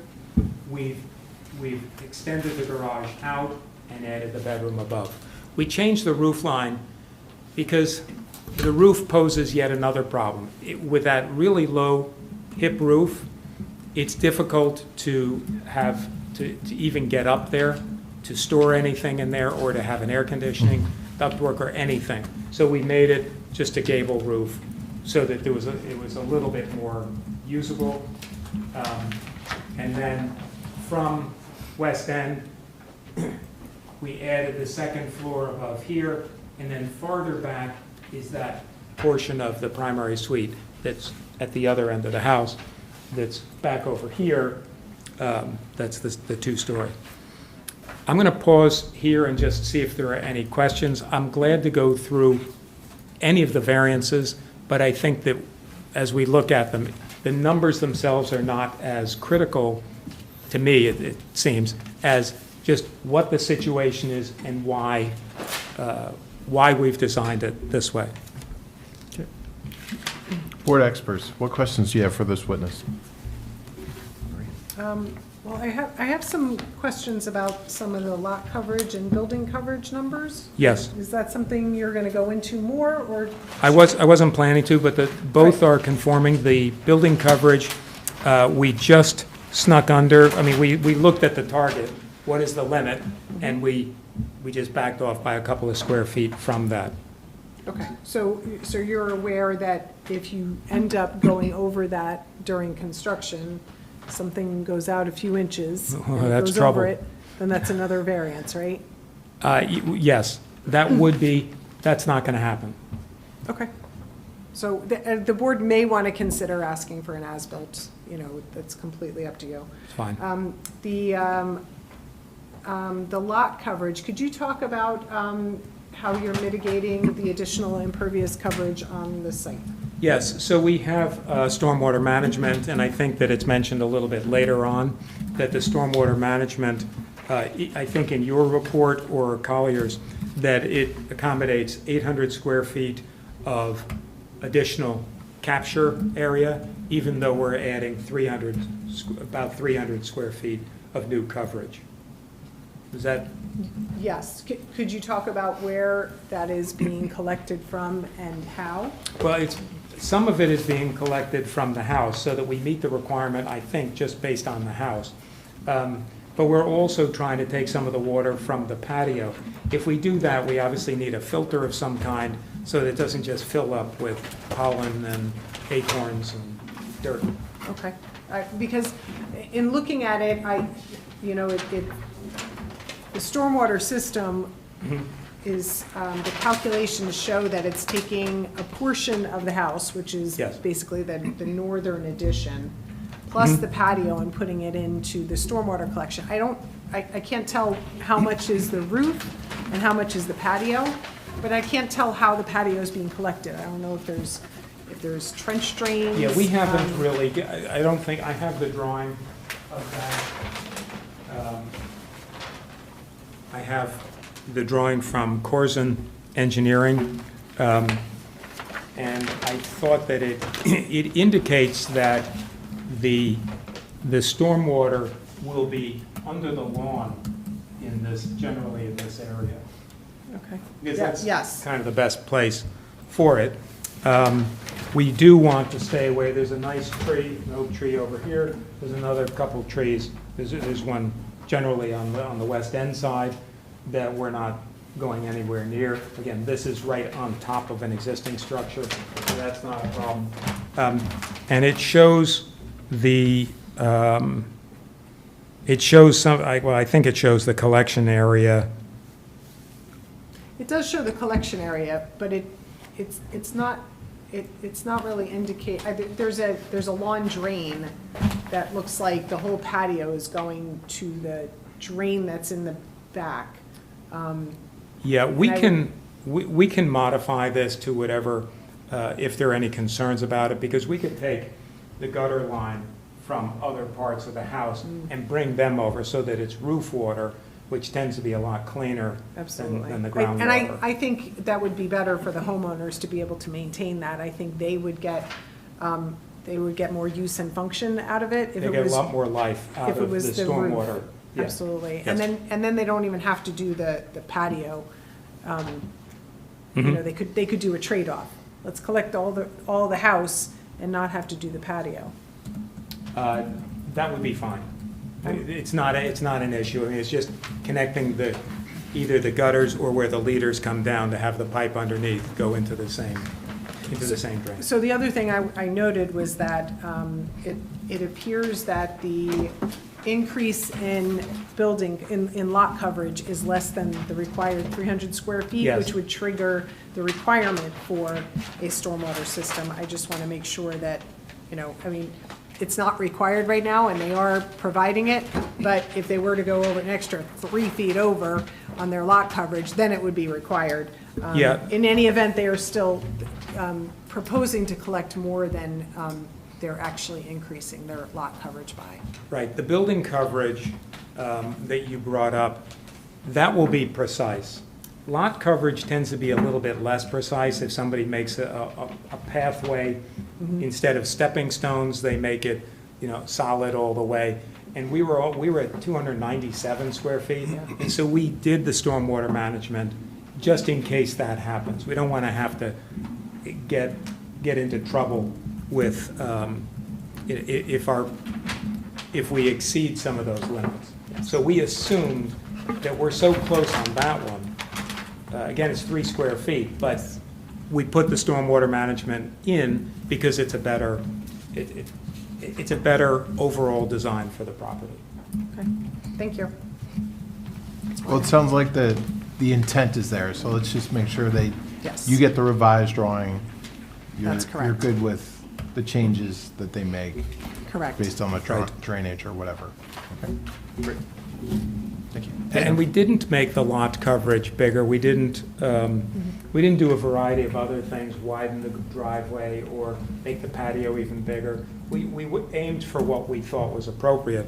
So on the lot coverage, although we're allowed 35%, we're about 30.3. So we're well under that. And I just want to mention that if the lot was conforming, no variances. If this lot was in the R6 zone, for which it's more appropriately sized, also no variances. We would be compliant on the floor area ratio, on all of these various other things. I'm making assumptions, because if it was 15,000, anybody could add the additional square footage wherever they want, but our overall numbers would be compliant. That's good context. Thank you, Mr. Rose. Ed? Yes, just some questions. With regard to the front-facing garage, I know Yes. you're relocating it. What would be another alternative and the impacts if you were to make it a side-facing garage? We would significantly increase the amount of lot coverage if we came this way and came in from the side. It would adversely impact the neighbor on Dunder Drive, because right now they're used to having this open space between the houses. So between their house and this one, we're coming out to here. And we felt that it would be much more desirable to leave that as lawn and maintain some of the other plantings there. So we probably could have done some of that. We would have lost the patio. We would have been getting close to the limit on lot coverage. We probably could have done it, but it's a much better situation just to come straight in. And many of the other houses in this immediate neighborhood, there are a lot of front-facing garages. And we kept it at one garage because, as I mentioned, we just didn't want to keep adding and making the house bigger, especially for storage, for a car. Okay. And that would be similar, you would have an impact on the usability of the property from the standpoint of where in fact is the usable yard Yes. of the property. Yeah. And that's why you're placing the patio where Right. you're placing it. Absolutely. So- On corner lots, usually more than, well, it depends on the size of the lot and so on, but about half of the lot is given over to the public side. There isn't a backyard. And so the space that we have over here that's between the houses, we want to preserve that. That's part of the streetscape, it's part of the way that the neighborhood feels. Can I ask about the location of the generator? Why at that location being so close to the property? Is there a reason relative to the utility room and things of that nature in the building? We probably could move it a little bit closer. We could probably move it down in here. It has to be 5 feet from the property line. So the back of the air conditioner is, That's about 9 It feet? it is 5 feet right now. Mhm. No, that's from where we're allowed to be. Got it. That's from this purple line. Got it. It's 5 feet away right now, and that's just a requirement for it. I'm not sure where else it could be. I mean, it can't be back here because it gets even closer. It's even closer, right? And if it came over here, I indicated it would come down, but it wouldn't. It would just move closer to West End Avenue. Does that also bring it in proximity to where the electrical service is? Yes. For the building? Yes. Okay. And it's, on the neighboring property, their air conditioning and so on is essentially more or less aligned with that. And the exercising of that generator will be done during daylight hours? in conformance with regulations? Yeah, of You know course. what I mean by that? Yeah. The running of the generator, Right. the practice. If it runs for 20 minutes a week, it would be at a time when the sound would be drowned out by leaf blowers. Very good. Almost a blackout. Tree removal, Well, there was something John Linson mentioned, that a dogwood tree in the front of the house, this one, he mentioned that that was going to be removed. Is it? It's, That other tree. Over here? That- Oh, that's that the one, sorry. dogwood. 'Cause this was, that's the dogwood, that's Yeah. not a dogwood, and that's what that would be removed. Okay. If that was removed, it's just because of the health of the tree, which is failing. okay. So trees, I didn't think that this one actually counted as an official tree in Summit because it's not big enough. it's a small tree. Yeah. It is biologically a tree, but it's not by zoning. Okay. And we are planning to plant a lot more, not just in what you see here, but extending farther between the two houses. You're going to be the only witness, right, for the application? I just wanted to go through the Yes. variance proofs relative to the benefits outweigh the detriments, or you're also proposing hardship variances for the board to consider? Well, I think that the benefits do outweigh any deficit. I don't think that there's anything that, that is significant enough to pose an impediment to the intent or purpose of the zoning ordinance. I don't think it really changes the streetscape. We're trying to maintain this house. We're adding, as I've said, on top of an existing structure. If this was bigger, we would probably make the addition a little bigger, but it is what it is, and that's what we're going for. And on this side, it's a mudroom, and we moved the garage over, and the garage is now capable of fitting a car because a previous owner built into that garage so that a car can't get in there. But we're not adding a family room and various other things that would normally be a part of a house in the R15 zone, because there really isn't the room for it here. Okay, and then the air conditioner would not need a variance from the standpoint. So it would be just a total of 9 according to our memo variances. Thank you. No further questions. Thank you, Ed. All right. Board, what questions do you have for this witness? I have a question. Allison? The patio. Yes. How are you getting from the house to the patio? It looks like it's from the garage? Or is there going to Yeah. be like a path from the back of the house? We have, we discussed this quite a bit. Basically, you're going to come outside from the mudroom and come around to the patio. We have a door that's in the,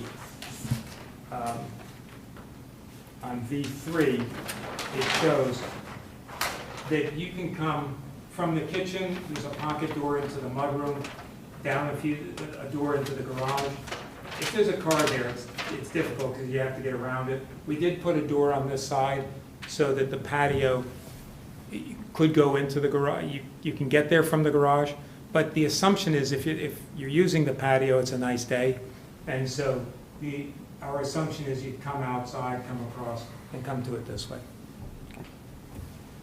Thank you. So 9 variances in total. If you were to do anything to this property, you need a minimum of how many variances? Well, if we did an internal renovation, we would need none. But to add on to anywhere on this house, with, well, essentially anywhere, with the exception of a sliver on the side of the garage, everything requires a variance. And sometimes there are houses where we try to do the best we can. We got rid of a whole bunch of things. There are probably, I don't know how they would be calculated exactly, but there's a little patio, another little patio, a stair, a landing, various other things that we eliminated, this little playhouse, on the side toward the neighbor. So we're trying to get rid of as many things that are non-conforming as we can, clean it up, plant the area that's where it's adjacent to the neighbor. But it's a tough site. Any property that is half the size that it's supposed to be by the zone, it's tough to do. But that's why I mentioned that if it was in the R6 zone, all of these could be compliant.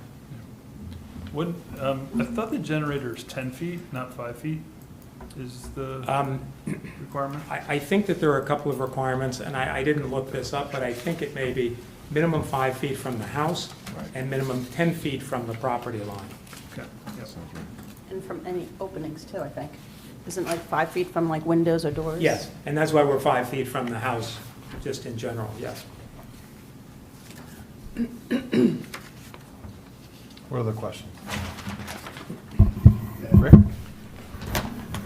The new patio is dimensioned at 20 by 16, 320 square feet. The old patio scales off at about half that Yes. and is labeled as pavers.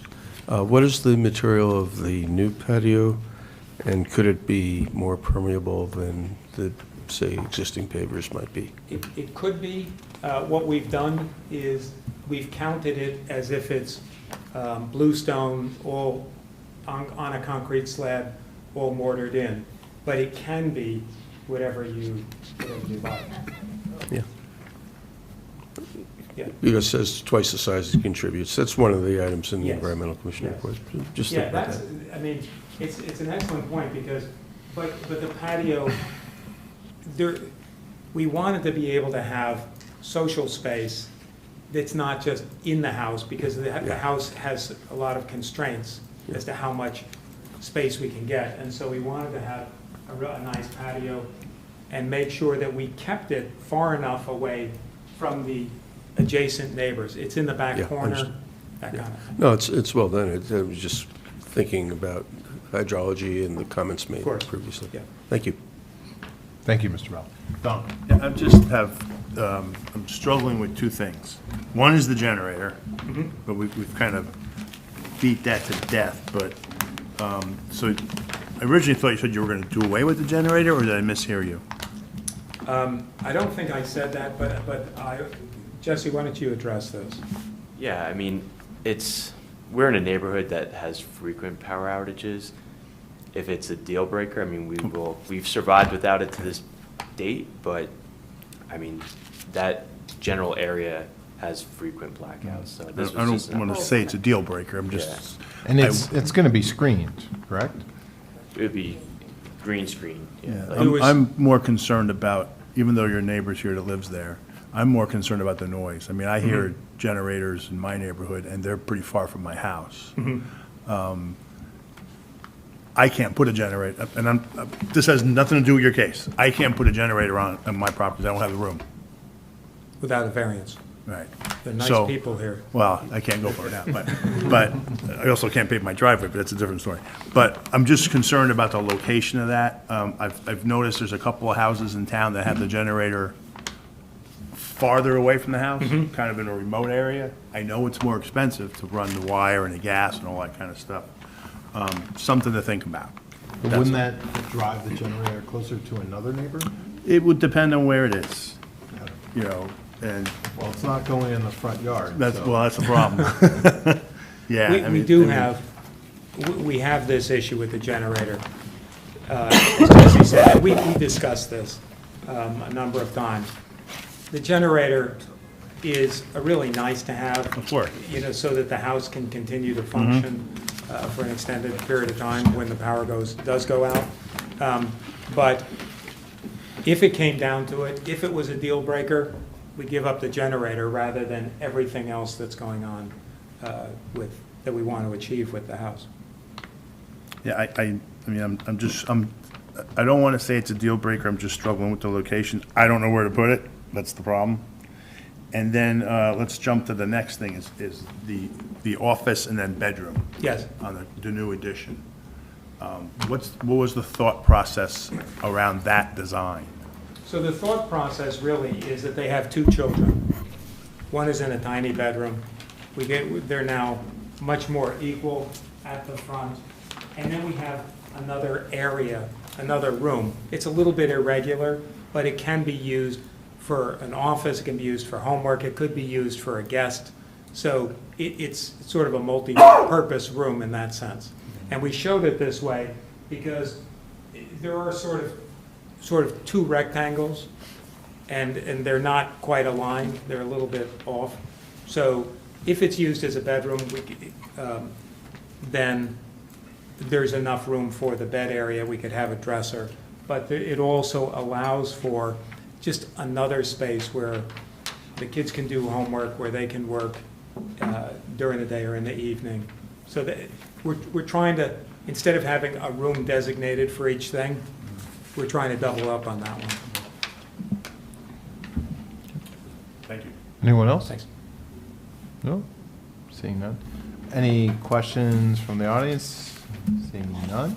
All right. Yeah, we can open up to public comment. Yes. And I will swear in if you could raise your right hand. Do you swear affirm the testimony you're about to give in this matters, the truth, the whole truth, nothing but the truth? I do. And please state your name, spell your last name. Andrea Stein, Stein. Thank you. Go ahead. So I'm just here in support of our next-door neighbors. We are the house immediately adjacent on 100 West End.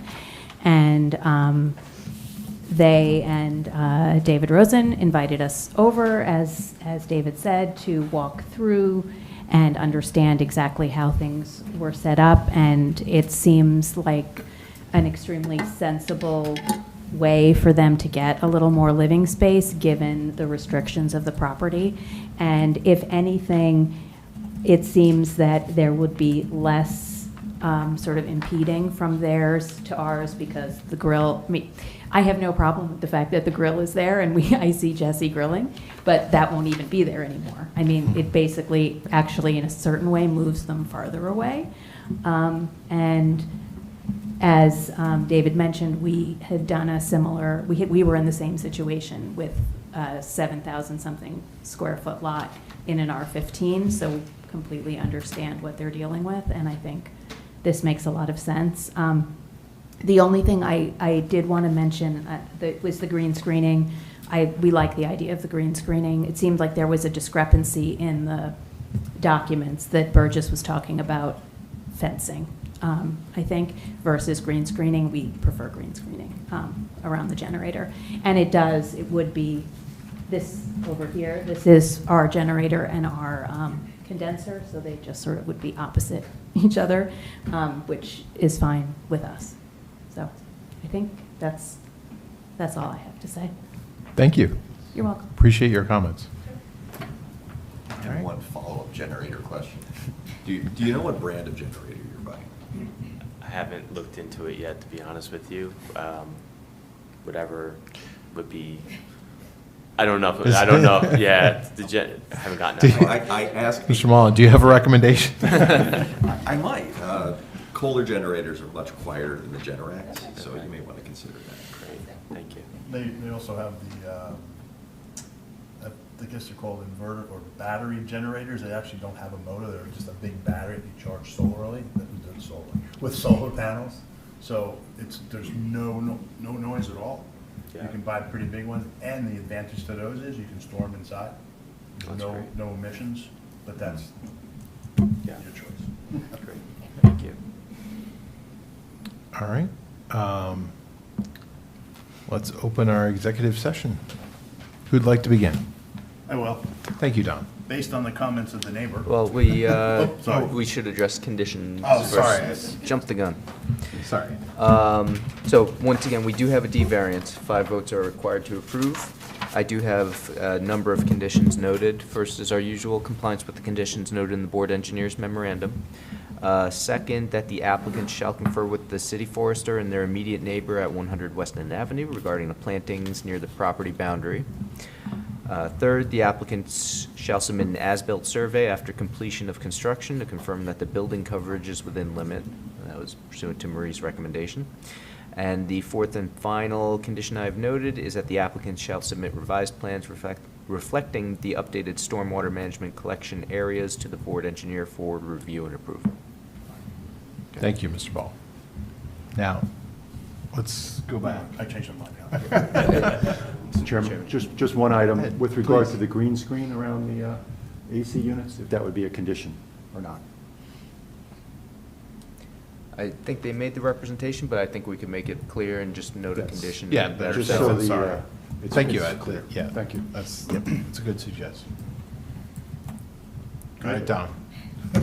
Based on the comments of the neighbor, I'll rethink my stance on the troubling of the generator. It's another corner lot. It's one of those things that we seem to be encountering a lot nowadays. I think the neighborhood at one point might have been an R5 or an R6, and then when the rezoning happened, all this went kind of crazy. But it's a good plan. It does definitely improve the house for the neighborhood, makes it more desirable. No detriment to the neighbors. She's here, so I can support this application. Thank you, Don. Mr. Mullen? So, it was noted before, there are a lot of variances here. I think the corner lot is the main driver. It seems like you get a certain configuration, you add 1 square foot onto your house, you cascade like 50 variances. And this feels like one of those situations. With respect to the FAR, like the other case earlier tonight, it seems like the intensity of use will not be really increased through the excess FAR, and given also the undersized lot, I think it can be handled without any detriment to the neighborhood, the public, or the zone plan. The others are just a function of an undersized corner lot, and as far as the generator is concerned, I note the neighbors' comfort with that and their own generator, so it'll be dueling generators next to each other. May the best generator win. Anyone else? I also support the application. Yes, there are a lot of variances. But again, you do anything to add, you're going to trigger a few of these. I think the only trade-off I could see potentially making is the size of the patio, and for a family, I think it's an appropriate size patio. So I can support this. Mr. Bell? I could also support it enthusiastically. I'll just note for the record that this is, as fourth alternate, the first time I get to vote this evening. And it's a real pleasure to do so on this project for not only the quality of the proposal, but the impetus. I have 2 grandkids about the same age, and they have unequal sized bedrooms, and recently moved to a house where they have more space. I think being able to stay in the house that kids got used to, where you, as applicants, got used to, is wonderful. And it's also a real pleasure to hear a neighbor come and not complain, just the opposite.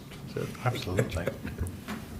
Thank you so much, Mr. Bell. I certainly concur with all my colleagues. I think this is probably the most number of variances we've had for a single-family dwelling in quite a long time. But it's not because of your proposed plan, right? You've shown a lot of restraint, and you've certainly hired the right architect to problem solve for you in terms of space planning and get the most bang for your buck. I think aesthetically, you have a very lovely home as it is, but it's, in terms of the DRO, the design is beautiful, and it certainly contributes to the neighborhood. And then for usability, safety, everything else that's positive about this, and considering that purple rectangle that Mr. Rosen drew, I think that's probably the most telling of all the exhibits in terms of why we should grant your variances tonight. So I can certainly support your application. And with that, Ms. Hands. Oh, wait, can I get a motion to approve? So moved. And a second. Second. Thank you, Mr. Bell. Ms. Mr. Sands. Mullen? Yes. Mr. Nelson? Yes. Mr. Curran? Yes. Ms. Chifo? Yes. Mr. Chanchuli? Yes. Mr. Bell? Yes. Chairman Liketz? Yes. Thank you very much. Thank you, board members. Thank you. Good luck. All right. Yes, please. Thank you so much.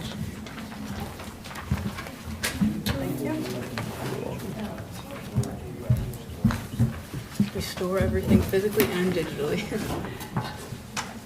You can have the drawings, just not the foam board. I'm happy to hear that because I don't want to carry it all up after. Do All I right. need to say anything about this resolution? Yeah, we need to address the other resolutions.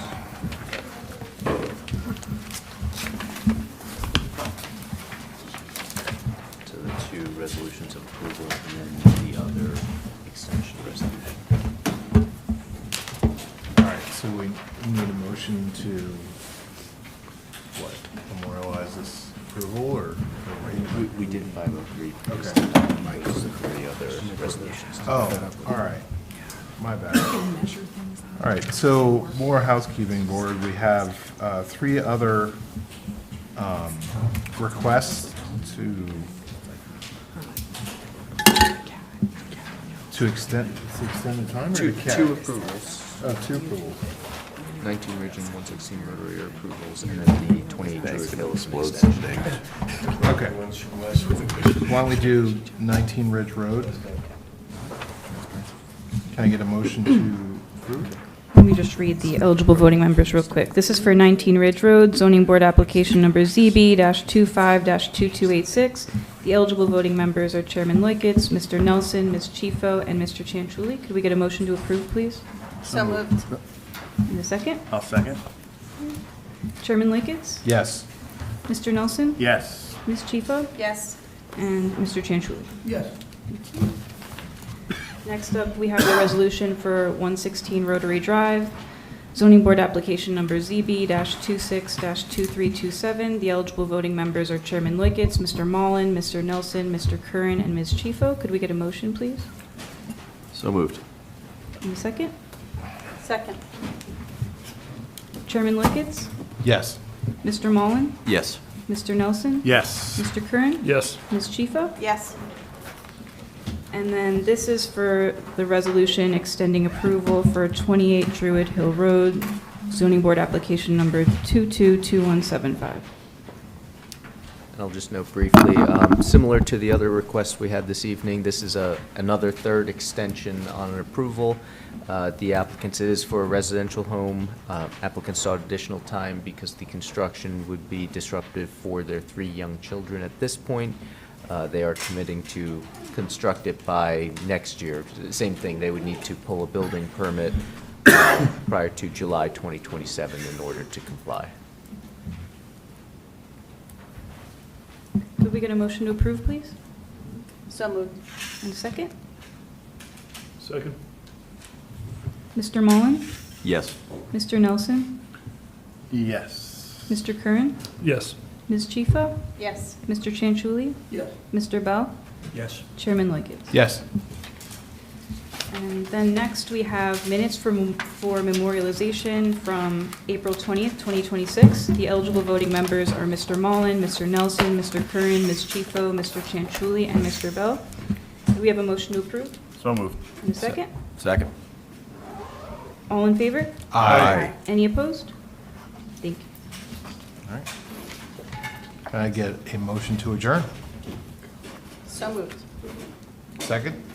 Second. All those in favor? Aye. Thank you, guys.